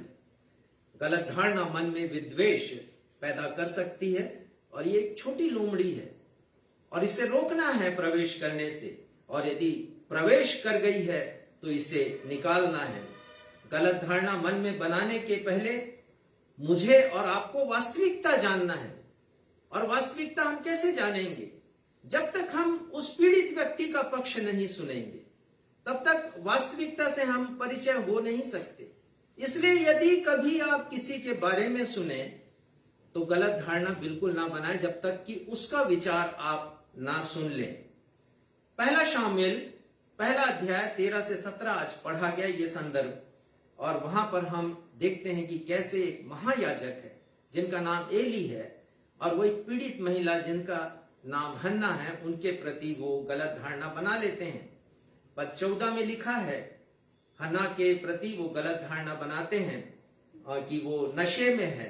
वो तो मुंह से शब्द नहीं निकाल रही है, वो परमेश्वर के भवन में आई है और वो निशब्द प्रार्थना कर रही है, परमेश्वर से प्रार्थना कर रही है, संतान के लिए प्रार्थना कर रही है। लेकिन वो महायाजक हैं, धार्मिक व्यक्ति हैं, ऊंचे ओहदे पर हैं और वो सोचते हैं कि उसने नशा किया हुआ है और इसलिए वो ऐसा व्यवहार कर रही है। पद 16 में लिखा है कि वो महायाजक न सिर्फ उसे एक सोचते हैं कि नशा उसने किया है, उसने शराब पी है, परंतु वो उसको ओछी स्त्री समझते हैं। ये शब्द आया है परमेश्वर के वचन में। लेकिन ये एक अच्छी बात है कि पद 17 जब हम पढ़ते हैं तो हम जब वो हन्ना अपनी स्थिति प्रकट करती है कि मैं तो अपने दिल की बात परमेश्वर के समक्ष रख रही हूं, मैंने कोई नशा नहीं किया, तब वो अपनी गलती सुधार लेते हैं। इसीलिए हमें दोनों पक्षों की बात सुनना बड़ा आवश्यक है। और आप बिल्कुल सोचिए कि नेग्लिजिबल चीजें हैं, नेग्लिजिबल बात है, मतलब हम इसको कभी लेखे में नहीं लेते, गंभीर नहीं मानते, लेकिन ये सूक्ष्म पाप हैं जो मेरे और आपकी जिंदगी में आते हैं। एक और संदर्भ देना चाहूंगा हवा की परीक्षा के विषय में। और शैतान आया उसके सामने और उसने 2 बातें कही उससे। जब वो कहने लगी कि इस फल को खाने परमेश्वर ने मना किया है और यदि हम खाएंगे तो मर जाएंगे, तो वो 2 बातें कहता है। वो कहता है कि तुम निश्चय नहीं मरोगे, पहली बात। और दूसरी बात वो कहता है कि तुम तो परमेश्वर के तुल्य हो जाओगे, खाओ, क्यों नहीं खाते इसको? इसीलिए परमेश्वर ने तुम्हें मना किया है कि तुम इस फल को नहीं खाओ। और हवा ने बहुत बड़ी गलती की वहां, और गलती यही है कि वो परमेश्वर के पास नहीं गई। परमेश्वर तो वाटिका में आते थे, सुबह शाम आते थे, उनसे बातचीत करते थे, चर्चा करते थे उनसे। वो तो कह सकती थी उस सर्प से कि रुको रुको रुको, मुझे एक मौका दो, मैं परमेश्वर से पूछूंगी जिसने मुझे बनाया, मैं तुम्हारी बात क्यों मानूं, तुमने मुझे नहीं बनाया। इंसान की जिंदगी में यही हो रहा है कि जिसने मुझे और आपको बनाया हम उसकी बात नहीं मानते, लेकिन जिसका कोई योगदान नहीं है हमारी सृष्टि में, हम उसी के पीछे चलते हैं। और हवा ने भी यही किया। वो परमेश्वर के पास जाकर पूछ सकती थी, लेकिन नहीं पूछा और उसने परमेश्वर के प्रति गलत धारणा बना ली। प्रभु यीशु मसीह के लिए भी गलत विचार बनाए गए। दूसरों की तो छोड़ दीजिए, उनके परिवार के लोगों ने, यदि आप देखें मरकुस 3:21 पद में, तो वहां पर उनके परिवार के लोगों ने कहा कि इसका दिमाग फिर गया है। प्रभु यीशु मसीह के लिए कहने लगे, अर्थात ये पागल हो गया है। गलत धारणा बनाना, मन में गलत विचार रखना किसी के प्रति बिना वास्तविकता को जाने। आज मसीहियत भी गलत धारणाओं से जूझ रही है। हम मसीही लोगों के लिए अनेक प्रकार के गलत विचार, उनका प्रचार कर दिया गया है। हम जो नहीं करते हैं वो भी बताया गया कि हम करते हैं। हमारे बारे में गलत धारणा उत्पन्न की। लेकिन बहुत से लोग हैं, जब वो हमसे मिलते हैं, परमेश्वर के वचन को पढ़ते हैं, तब वो विश्वास करते हैं कि अरे ये तो वैसे नहीं है जैसा हमने इनके विषय सुना था। मत्ती 18:15 में लिखा है, हम कैसे इस छोटी लोमड़ी से बच सकते हैं। हम बातचीत करें, एक तरफा निर्णय हम ना लें। हम शीघ्रता से आगे बढ़ेंगे, बहुत से बिंदु हैं जिसके ऊपर विचार करना है। चौथी लोमड़ी है मूर्खता से भरा निर्णय लेने वाली लोमड़ी। और ये लोमड़ी मेरे और आपके जीवन में आती है और हम मूर्खता से गलत निर्णय लेते हैं, गलत निर्णय लेकर गलत कार्य करते हैं और हम पश्चाताप भी नहीं करते हैं। नीति वचन उसके 24 अध्याय के 9वें पद में लिखा है, मूर्खता का विचार भी पाप है। मत सोचिए कि यदि आपने मूर्खता के कारण कोई निर्णय लिया है तो वो पाप नहीं है। ये मैं नहीं कह रहा हूं, परमेश्वर का वचन कह रहा है। 24:9 आपने निकाला है तो पढ़ दीजिए। मूर्खता का विचार भी पाप है। मूर्खता का विचार भी पाप है, करना तो छोड़ दीजिए। उसका जो थॉट आया मन में, जैसा मैं आपको बार बार बता रहा हूं कि सूक्ष्म पाप के पहले बुरे विचार आते हैं, मूर्खता का भी विचार आता है। यीशु ने मूर्ख व्यक्ति का दृष्टांत दिया है। मत्ती 7:26 और 27 पद में मिलता है। एक बुद्धिमान मनुष्य के विषय में दृष्टांत और मूर्ख मनुष्य के विषय में दृष्टांत। दोनों का उद्देश्य एक ही है, घर बनाना है दोनों, लेकिन निर्णय अलग अलग है। जो बुद्धिमान है वो ऐसी भूमि को ढूंढता है जिसमें चट्टान है, लेकिन जो मूर्ख है वो गलत निर्णय लेता है कि जल्दी से मुझे घर बनाना है और बालू पर, ऐसी जमीन पर घर बनाता है जिस पर उसका मकान टिक नहीं पाता। मूर्खता एक सूक्ष्म पाप है। मैं और आप उसे कभी नजरअंदाज ना करें। धनी मनुष्य ने भी मूर्खता की। उसका एहसास कब हुआ? धनी मनुष्य और लाजर के बारे में मैं आपको बता रहा हूं। एहसास तब हुआ जब उसकी मृत्यु हो गई और वो नरक में पहुंचा। कहीं ऐसा ना हो कि हमारे मूर्खतापूर्ण किए गए विचार और काम हमें नरक तक पहुंचा दे। वहां जाकर उसको एहसास हुआ कि अरे वचन को पढ़ना है, दीनहीनों की सहायता करना है, कोई ऐसा काम नहीं करना है कि नरक में हम आ जाएं। बहुत पश्चाताप करता है वो। मूर्ख कुंवारियों का विवरण है, दृष्टांत है, और मूर्ख कुंवारियां गलत निर्णय लेती हैं। मशाल है, मशाल में तेल है, मशाल जल रही है लेकिन कुप्पी में तेल नहीं। वो कुंवारियां बुद्धिमान इसलिए कहलाई 5 कुंवारियां क्योंकि उन्होंने कुप्पी में भी तेल लिया। ये सही निर्णय था। मूर्खता का विचार भी पाप है। धनी किसान के विषय में हम पढ़ते हैं, उसने भी गलत निर्णय लिया। परमेश्वर को अपनी योजना में उसने रखा ही नहीं। मैं ये करूंगा, मैं वो करूंगा, मैं ये करूंगा और कहूंगा प्राण खा पी सुख चैन से रह, तेरे पास अनेक वर्षों के लिए भरपूर संपत्ति है। और परमेश्वर ने कहा तू मूर्ख है, तूने मूर्खता का विचार किया है। आज का उत्तरवादी का पाठ 14वां अध्याय उसका 7वां पद कहता है, मूर्ख से अलग हो जा, तू उसमें ज्ञान की बात नहीं पाएगा। मूर्खता से भरा निर्णय ना ले। इसलिए प्रभु यीशु मसीह ने हमें पवित्र आत्मा दिया है कि वो हमारी सहायता करे कि हम कैसे निर्णय लें, हम उनके पास जाएं। और भी बातें इसमें लिखी हैं मूर्ख व्यक्ति के लिए। मूढ़ लोग दोषी होने को ठट्ठा जानते हैं, अपने अपराध को कभी कबूल नहीं करते। मूर्ख लोग, यही मूर्खता है। पश्चाताप नहीं करते, वो कभी मानते नहीं कि हमने कोई गलत काम किया है। 5वीं लोमड़ी है आडंबर युक्त जीवन जीने वाली लोमड़ी। और ये लोमड़ी हमारे जीवन में आती है और आडंबर से अर्थात ढोंग से, दिखावा से, शो ऑफ बिजनेस से मुझे और आपको भर देती है और हमें इसका एहसास भी नहीं होता। यीशु ने कड़े शब्दों में आलोचना की है पहाड़ी उपदेश में, मत्ती 6:1 में। वो कहते हैं मनुष्यों को दिखाने के लिए धर्म के काम नहीं करो। उन्होंने कहा धर्म के काम करो लेकिन मनुष्यों को दिखाने के लिए नहीं करो। आडंबर पूर्ण जीवन से की उन्होंने बहुत आलोचना की है, ढोंगी जीवन से, ढोंगी धार्मिक जीवन से। और वो कहते हैं अपने स्वर्गीय पिता से कुछ भी फल नहीं पाओगे। धर्म के 3 काम उन्होंने बतलाए हैं वहां पर। पद 2 में दान देना, पद 5 में प्रार्थना करना और पद 16 में उपवास रखना। और उन्होंने बार बार कहा है कि लोगों को दिखाने के लिए तुम ये धर्म के काम नहीं करो। यूहन्ना 12:43 में एक बहुत अच्छी बात प्रभु यीशु मसीह कहते हैं। प्रभु यीशु मसीह के उपदेशों से बहुत से लोग प्रभावित हुए, बहुत से फरीसी लोग, उनके अधिकारी भी प्रभावित हुए, मंदिर के अधिकारी। लेकिन प्रभु यीशु मसीह को समर्थन नहीं दिया, विश्वास तो किया प्रभु यीशु मसीह के वचनों पर वो प्रभु यीशु मसीह के साथ खड़े नहीं हुए। क्यों नहीं खड़े हुए, पढ़िएगा। क्योंकि मनुष्यों की ओर से प्रशंसा उनको परमेश्वर की ओर से प्रशंसा की अपेक्षा अधिक प्रिय लगती है। उनको मनुष्यों की प्रशंसा चाहिए थी। वो चाहते थे कि लोग हमारी प्रशंसा करें। यदि यीशु की तरफ चले जाएंगे तो लोगों की प्रशंसा उनको नहीं मिलेगी। हो सकता है कि जो अधिकार उन्हें मिले हैं, मंदिर में अधिकारी बने हुए हैं, शायद वो अधिकार भी उनसे छीन लिया जाए।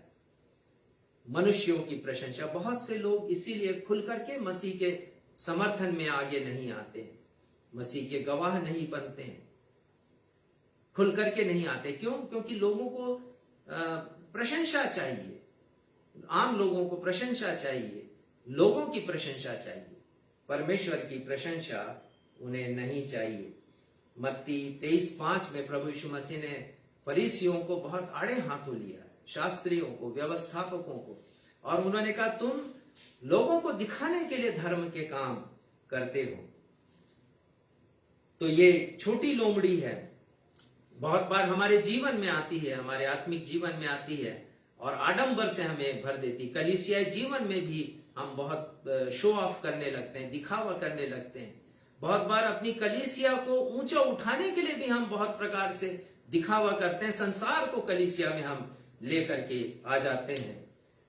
छठवीं लोमड़ी के बारे में हम देखेंगे, और ये लोमड़ी अपस्वार्थीपन की लोमड़ी है। अपस्वार्थी, संत पौलुस 2 तीमुथियुस 3 अध्याय के पहले और दूसरे पद में लिखते हैं कि अंत के समय में, अंत के दिनों में कठिन समय आएंगे, और इन कठिन समय में एक कठिन समय की उन्होंने एक तस्वीर प्रस्तुत की है इन पदों में, कि मनुष्य का आत्मिक स्वरूप कैसा होगा, समाज की अनैतिक दशा कैसी होगी। और एक बहुत अच्छा संदर्भ उन्होंने दिया है। जब हम आज के माहौल को देखते हैं तब हम उसे सत्य पाते हैं। तो जो पहली बात उन्होंने लिखी है, अनैतिकता की जो पहली बात उन्होंने लिखी है, वो सूक्ष्म पाप जो है वो है मनुष्य अपस्वार्थी हो जाएगा। वो कहते हैं दूसरे पद में, पहली बात अपस्वार्थी। अपस्वार्थी मतलब सेल्फ सेंटर्ड, आत्म केंद्रित हो जाएगा, वो अपने बारे में सोचेगा। सेल्फ लवर्स, स्वयं के लाभ के लिए वो काम करेगा, दूसरों के हित की चिंता नहीं करेगा। और सेल्फ फोकस्ड होगा, अर्थात क्षमा करेंगे, यही आत्म केंद्रित है। सिर्फ अपने एवं अपनों के लिए जीने वाला वो हो जाएगा। Self centred, self lovers, self focused. Self centred का मैंने ठीक से अनुवाद नहीं किया है, आप समझ जाएंगे इसको। तो एक एटीट्यूड बनता है, एक एटीट्यूड बनता है उन लोगों का जो कि अपस्वार्थी होते हैं, जो केवल अपने बारे में सोचते हैं। मैं पहले और दुनिया जाए भाड़ में, मेरा काम पहले हो, मुझे पहले लाभ मिले, मैं और मेरा परिवार, मेरे लोग। इस एटीट्यूड को नार्सिस्टिक एटीट्यूड कहते हैं।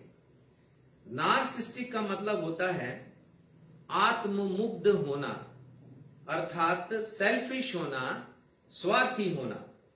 और संत पौलुस हमको हिदायत देते हैं और वो कहते हैं, हर एक अपने ही हित की नहीं परंतु दूसरों के हित की भी चिंता करें। और वो कहते हैं, जैसा मसीह यीशु का स्वभाव था वैसा ही तुम्हारा स्वभाव हो। प्रभु यीशु मसीह का स्वभाव सेल्फिश नहीं, उनका स्वभाव सेल्फलेस। उन्होंने अपने लिए कुछ भी नहीं किया, जो कुछ किया मेरे और आपके लिए किया। बहुत बड़ा त्याग, संत पौलुस लिखते हैं 2 कुरिन्थियों 8वें अध्याय के 9वें पद में, तुम हमारे प्रभु यीशु मसीह का अनुग्रह जानते हो कि वह धनी होकर भी तुम्हारे लिए कंगाल हो गया, ताकि उसके कंगाल हो जाने से तुम धनी हो जाओ। ये कितना बड़ा त्याग है।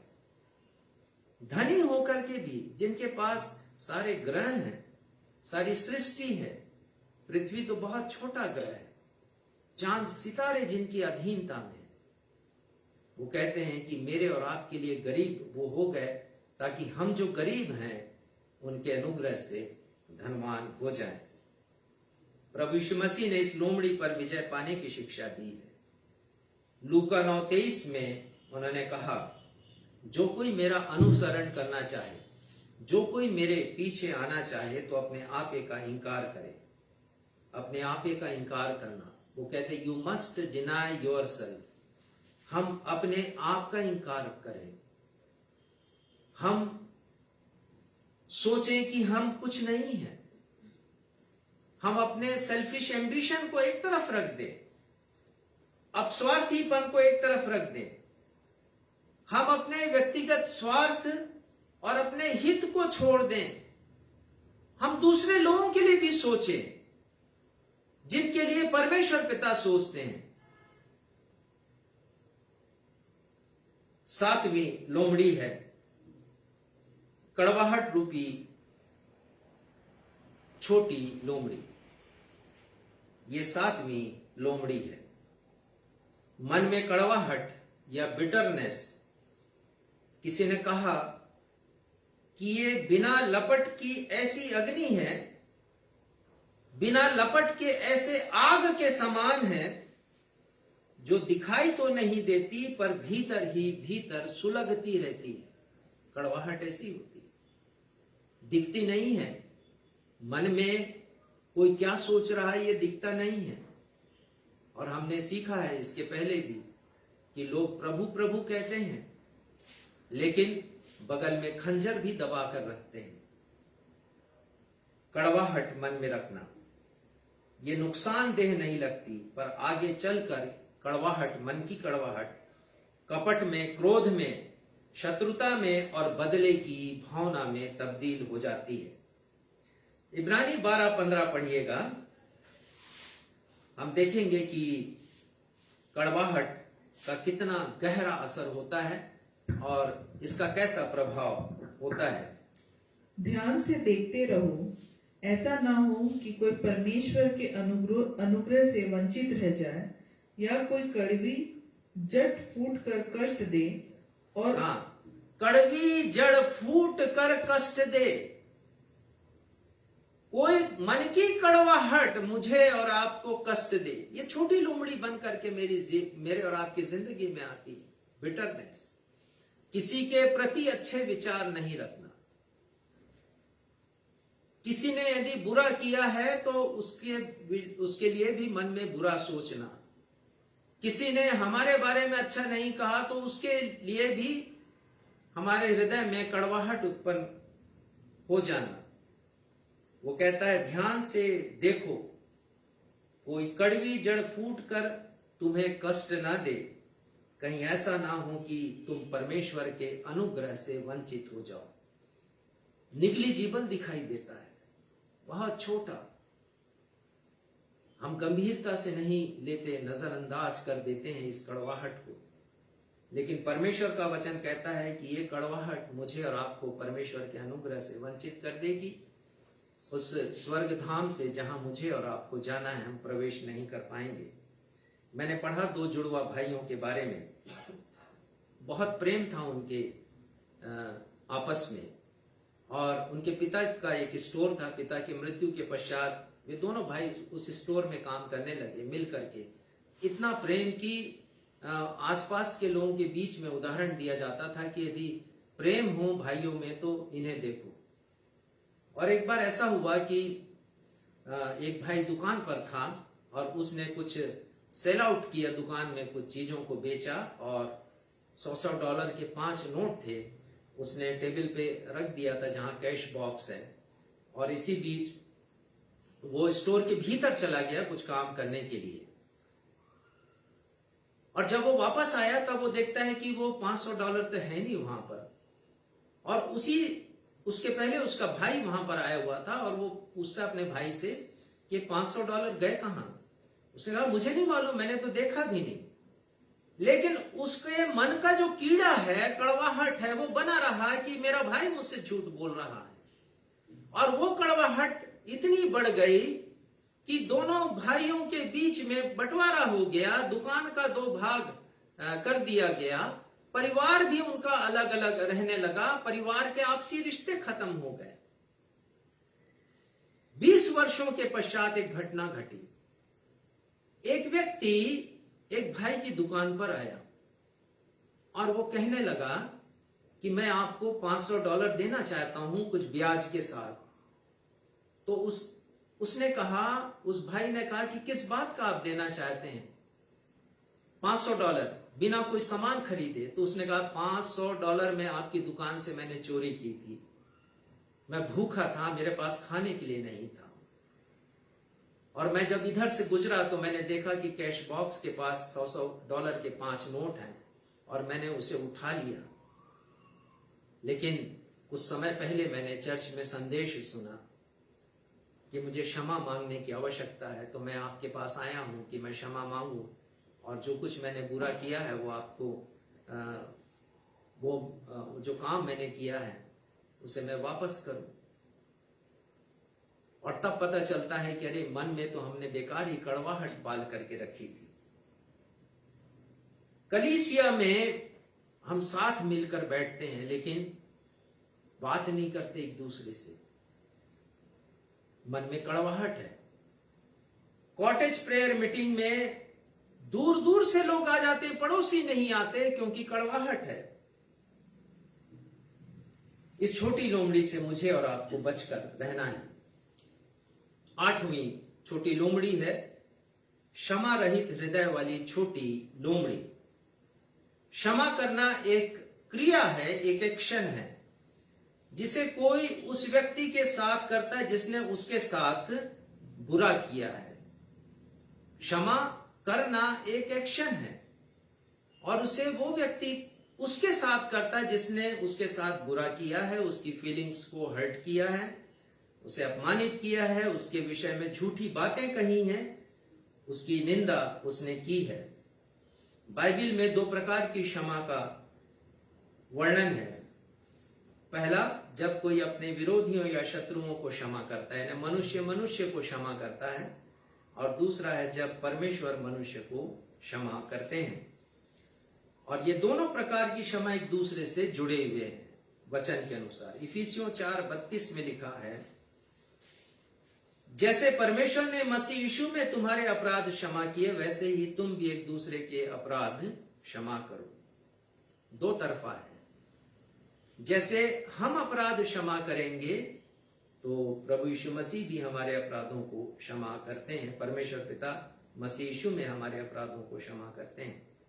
और यही बात प्रभु यीशु मसीह ने कही मत्ती 6:15 में, यदि तुम मनुष्य के अपराध क्षमा करोगे तो तुम्हारा स्वर्गीय पिता भी तुम्हें क्षमा करेगा। प्रभु की प्रार्थना में हम इस बात का जिक्र करते हैं।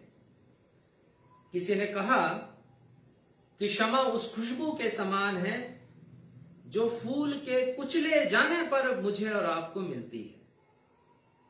क्षमा प्राप्त करने के लिए झुकना पड़ता है, लेकिन कई लोग झुकना नहीं चाहते। तो खुशबू कैसे निकलेगी? क्षमा मिलेगी कैसे? मैं और आप भी परमेश्वर के सामने झुकते हैं कि हमारे पाप क्षमा किए जाएं।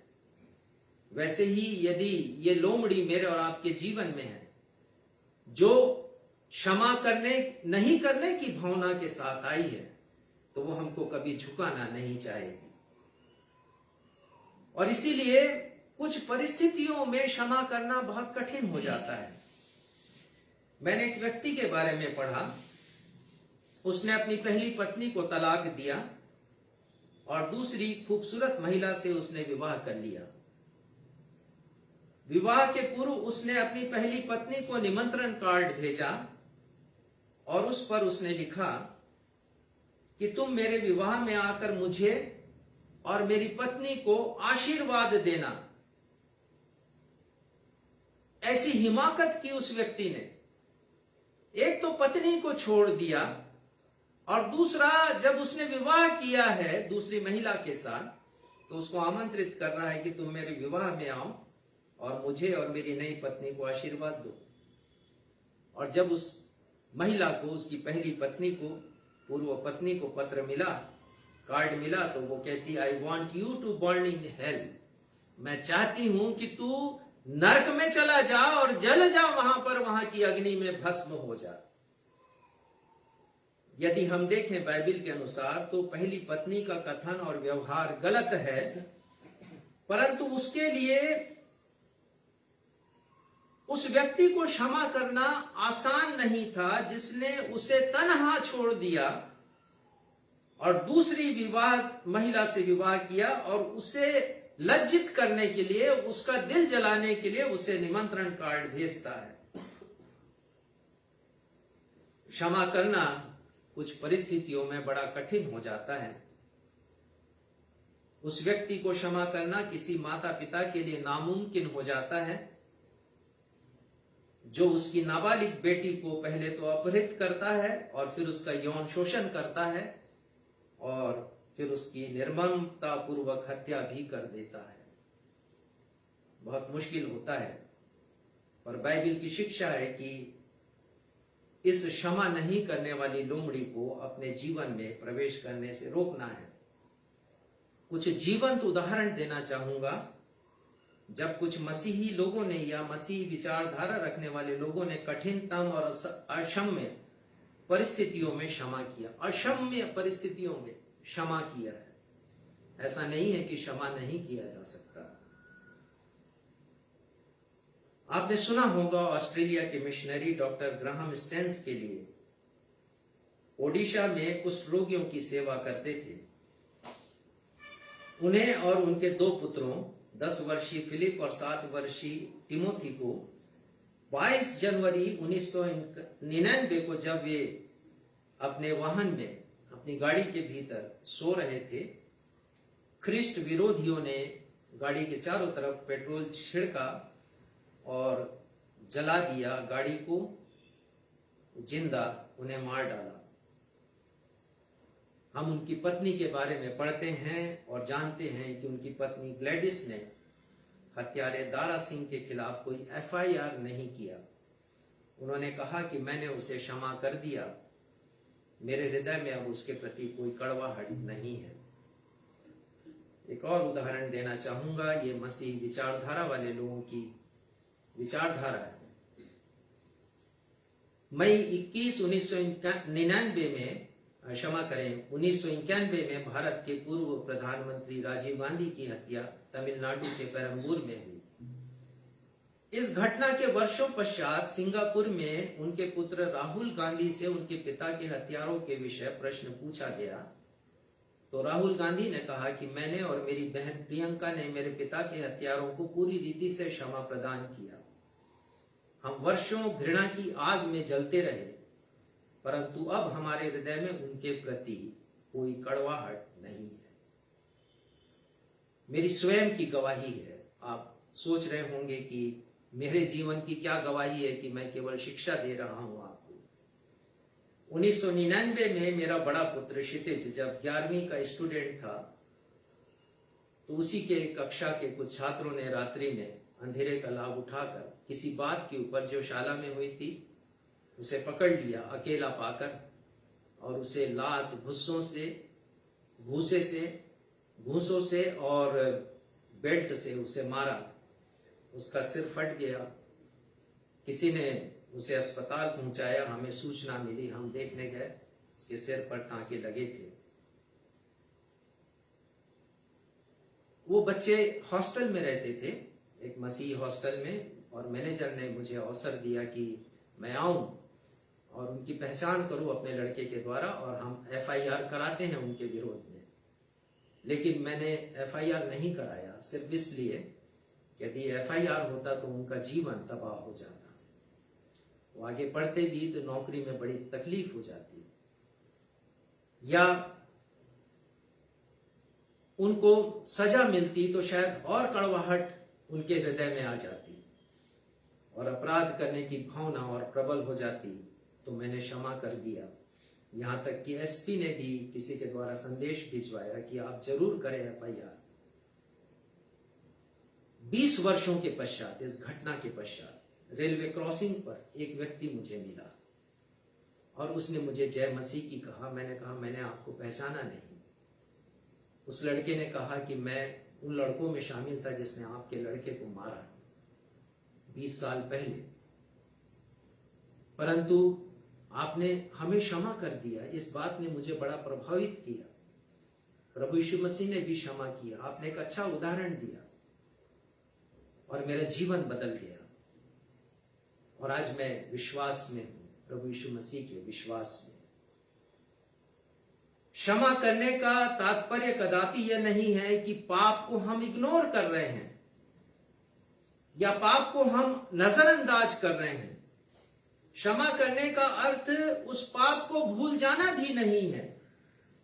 क्षमा करने का अर्थ हमारे विरोध में किए गए पाप के दंड को परमेश्वर के हाथ में सौंपना है।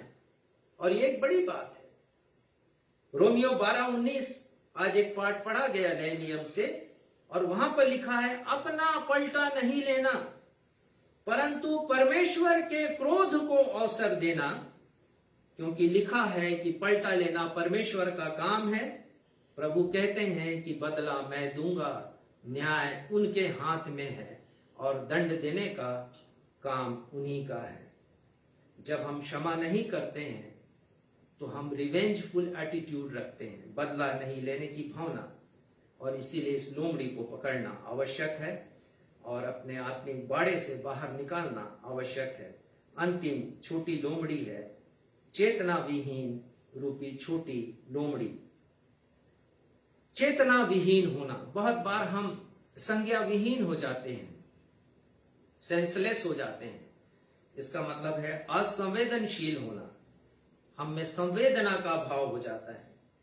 दूसरों के दुख, दूसरों की पीड़ा, दूसरों के जरूरत के प्रति हमारे मन में कोई विचार ही उत्पन्न नहीं होता। हम थॉटलेस हो जाते हैं।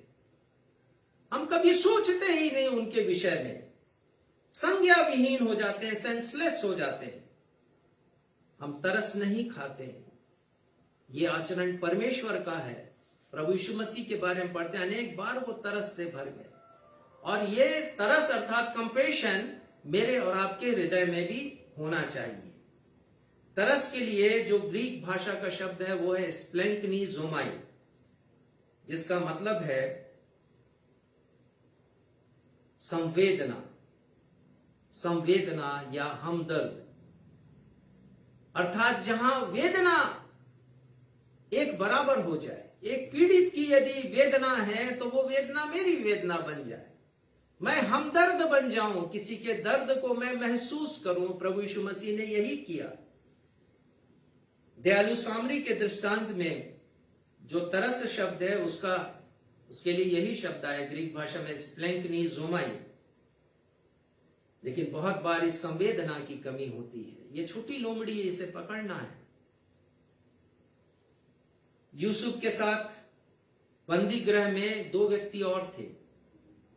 राजा फिरौन ने उन्हें बंदी गृह में भर्ती किया था। हम पढ़ते हैं, एक पिलाने वाला, एक खिलाने हारा। एक बार ये दोनों स्वप्न देखते हैं। उत्पत्ति के 40वें अध्याय में वर्णन आया है और यूसुफ दोनों के स्वप्न का अर्थ बतलाते हैं। पहले जो अर्थ बतलाते हैं वो पिलाने हारे के स्वप्न का अर्थ बतलाते हैं और वो दोनों से कहते 3 दिन के बाद तुम आजाद होगे। और पिलाने हारे का जब वो स्वप्न का अर्थ बतलाते हैं तो बड़ा खुश हो जाता है, क्योंकि राजा उसको फिर से नियुक्त कर लेता है अपने राज दरबार में और उसे बड़ी भूमिका देता है। यूसुफ उसका अर्थ बतलाता है और उससे कहता है कि जब तू आजाद हो जाए तब मेरी भी सुधि लेना, मेरी चिंता करना, मेरा ख्याल करना और मुझे इस बंदी गृह से निकाल लेना। वो खिलाने हारे के भी स्वप्न का अर्थ बतलाता है और कहता है 3 दिन के बाद तुम भी आजाद होगे, लेकिन तुमको मौत मिलेगी। और जैसा यूसुफ कहते हैं ठीक वैसा ही होता है। स्वप्न के अर्थ को बताने के तीसरे दिन दोनों आजाद होते हैं। पिलाने हारे को राजा फिर से नियुक्त कर लेते हैं अपने राज दरबार में, लेकिन खिलाने हारे को मौत की सजा होती है। यहां वो इतना खुश हो जाता है, पिलाने हारा, लिखा है कि वो भूल जाता है यूसुफ को, उसका कोई विचार उसके मन में नहीं आता। बहुत बार हमारी जिंदगी में बहुत से लोग उपकार करते हैं और हम भूल जाते हैं। बहुत से बार हम धन्यवाद देना भी भूल जाते हैं, शुक्रिया भी नहीं कह पाते हैं। यदि किसी ने हमारे साथ अच्छा किया है तो कभी मन में नहीं आता कि हम उनके लिए भी कुछ अच्छा कर दे। थॉटलेसनेस, विचारहीन हो जाते हैं, कोई संवेदना हमारे जीवन में होती ही नहीं। प्रभु यीशु मसीह ने उस दयालु सामरी के विषय में तारीफ की। प्रश्न था एक, लूका उसके 10वें अध्याय के 25वें पद में एक व्यवस्थापक प्रभु यीशु मसीह से प्रश्न पूछते हैं, अनंत जीवन का अधिकारी होने के लिए क्या करूं? और प्रभु यीशु मसीह इस दृष्टांत को बतलाते हैं और प्रभु यीशु मसीह कहते हैं कि जैसा वो सामरी ने तरस खाया, तुम भी वैसे ही तरस खाओ, दूसरों के लिए संवेदना रखो। हम पढ़ते हैं वहां याजक के बारे में और लेवी के बारे में, जिनको संवेदना से भरा होना चाहिए था, जिनसे अपेक्षा की जाती थी कि उनके जीवन में संवेदना होनी चाहिए दूसरों के दुख के प्रति। वो तो घायल पड़ा हुआ व्यक्ति है, वहां पर डाकुओं ने अधमरा कर दिया है उसे, पर उनके हृदय में संवेदना नहीं है। उस सामरी व्यक्ति के हृदय में तरस है, संवेदना है। प्रभु यीशु मसीह कहते हैं उस व्यवस्थापक से जो प्रश्न पूछता है, जा तू भी ऐसा ही कर। ये प्रभु यीशु मसीह का आदेश है कि हम संवेदना रखें। अब हम आते हैं पहाड़ी उपदेश के ऊपर, हम कैसे बचे इन सूक्ष्म पापों से। प्रभु यीशु मसीह ने बहुत अच्छी शिक्षा दी है। समाप्त करूंगा। मैं चाहता हूं कि संदेश को मैं पूरा बता दूं ताकि आज समापन हो जाए। आने वाले रविवार को हम दूसरे संदेश के ऊपर मनन करेंगे। मत्ती रचित सुसमाचार 5वें अध्याय 21 और 22 पद में प्रभु यीशु मसीह बता रहे हैं वही बातें जिनकी चर्चा मैंने पिछले कुछ रविवारों में आपसे की है और आज भी मैंने किया है। और मैंने बताया कि कैसे एक बुरा विचार सूक्ष्म पाप में और सूक्ष्म पाप बड़े पाप में तब्दील होता है। यहां 22वें पद में प्रभु यीशु मसीह कहते हैं, मैं तुमसे कहता हूं कि जो कोई अपने भाई पर क्रोध करेगा वह कचहरी में दंड के योग्य होगा। जो कोई अपने भाई को निकम्मा कहेगा महासभा में दंड के योग्य होगा। और जो कोई कहे अरे मूर्ख, वह नरक की आग के दंड के योग्य होगा। अब यदि आप इसका विश्लेषण करें तो पाएंगे कि अपराध की श्रेणी जैसी बड़ी है वैसा दंड की सीमा नहीं है। यह परमेश्वर का न्याय है। प्रभु यीशु मसीह कह रहे हैं, ये संसार का न्याय नहीं कह रहे हैं। वो कह रहे हैं कि अरे मूर्ख कहने वाला, उसका दंड सबसे बड़ा है। निकम्मा कहने वाले का उससे छोटा दंड है और क्रोध करने वाले का उससे छोटा दंड है। तो प्रभु यीशु मसीह का कहना यह कि हमें बचना है। यदि कोई अरे मूर्ख ही नहीं कहेगा किसी को, तो वो क्रोध कैसे आएगा उसके मन में? बात आगे कैसे बढ़ेगी? विवाद कैसे आगे बढ़ेगा? और जब क्रोध नहीं आएगा तो हत्या भी फिर वो कैसे करेगा? तो अपराध की श्रेणी बुरे विचार से शुरू हो रही, हम यहां पर देख रहे हैं, अरे मूर्ख से, और वो सूक्ष्म पाप में तब्दील हो रही है। जब अरे मूर्ख की बात विवाद में और बढ़ जाती दो व्यक्तियों के बीच में, तो निकम्मा कह दिया जाता है। अर्थात यदि कोई मूर्ख कहता है तो उससे फिर बड़ी गाली दे दी जाती, इडियट कह दिया जाता है, और फिर बड़ी गंदी गाली दे दी जाती है। फिर कहा जाता है कि ऐसी गाली तूने क्यों दिया? फिर कॉलर पकड़ा जाता है, मारपीट हो जाती है, क्रोधित हो जाते हैं, हत्या हो जाती है। परमेश्वर का न्याय अरे मूर्ख के लिए नरक की ज्वाला है, बुरा विचार। और इसीलिए मैं कह रहा हूं कि यदि हम इन सूक्ष्म पापों से बचना चाहें, बुरे विचार से हमें बचना पड़ेगा। प्रभु यीशु मसीह ने पूरे अपने उपदेश में, पहाड़ी उपदेश में, बार बार कहा है कि विचारों को तुम छोड़ दो, उन विचारों को जिनसे सूक्ष्म पाप और फिर बड़े पाप जन्म लेते हैं। आप ध्यान दीजिएगा यहाँ पर कहाँ कहाँ है, मेरे पास समय नहीं है कि मैं इन सब के विषय में बताऊं। पद 28-29 में, पद 32 में, 37 में, 39 में, 44 में और 48 में लिखा है कि सिद्ध बनो जैसा मेरा स्वर्गीय पिता सिद्ध है। तो ये सिद्धता कैसे आएगी, कैसे आएगी मेरे और आपके जीवन में? यदि ये सूक्ष्म पाप है तो कभी सिद्धता आएगी नहीं। इसलिए आइए हम इन छोटी छोटी लोमड़ियों को भोली भाली ना समझें, नादान नहीं समझें, परंतु गंभीरता से इन्हें लें। उन सूक्ष्म पापों को जो छोटी लोमड़ियों के समान मेरे और आपके आत्मिक जीवन में प्रवेश कर रही है, और उन्हें हम नष्ट करें, अपने आत्मिक जीवन की बगिया से उन्हें हम बाहर करें, ताकि मेरा और आपका आत्मिक जीवन अच्छा बने और मसीहत को हम असलियत में जी सकें। आइए हम प्रार्थना करें। हमारे पिता, हम धन्यवाद देते हैं इस लंबे अध्ययन के लिए, इस गहरे अध्ययन के लिए पिता, जो पवित्र आत्मा की सहायता से हम कर सके। प्रार्थना है पिता कि ये वचन लोगों के हृदय में जगह बनाने पाए और हम समझे पिता कि छोटी छोटी बातें जो बहुत नेग्लिजिबल हैं, जिन्हें हम बहुत छोटा समझकर नजरअंदाज करते हैं, महत्वहीन समझते हैं पिता, हम उन पर ध्यान दें और अपने आत्मिक जीवन को अच्छा बनाएं। और होने दीजिए कि जो फूल लगे हैं हमारे आत्मिक जीवन की बगिया में, वो छोटे फल बने और छोटे फल फिर बड़े फल बने। और पिता, हम आपके राज्य की बढ़ती के लिए लोगों के जीवन में काम कर सके। धन्यवाद देते हैं सुंदर अध्ययन के लिए, और धन्यवाद के साथ अपनी इस प्रार्थना को आपके बेटे हमारे मुक्तिदाता प्रभु यीशु मसीह के नाम से मांगते हैं। सुनिए और ग्रहण कीजिए, आमीन। आशीष ग्रहण करेंगे।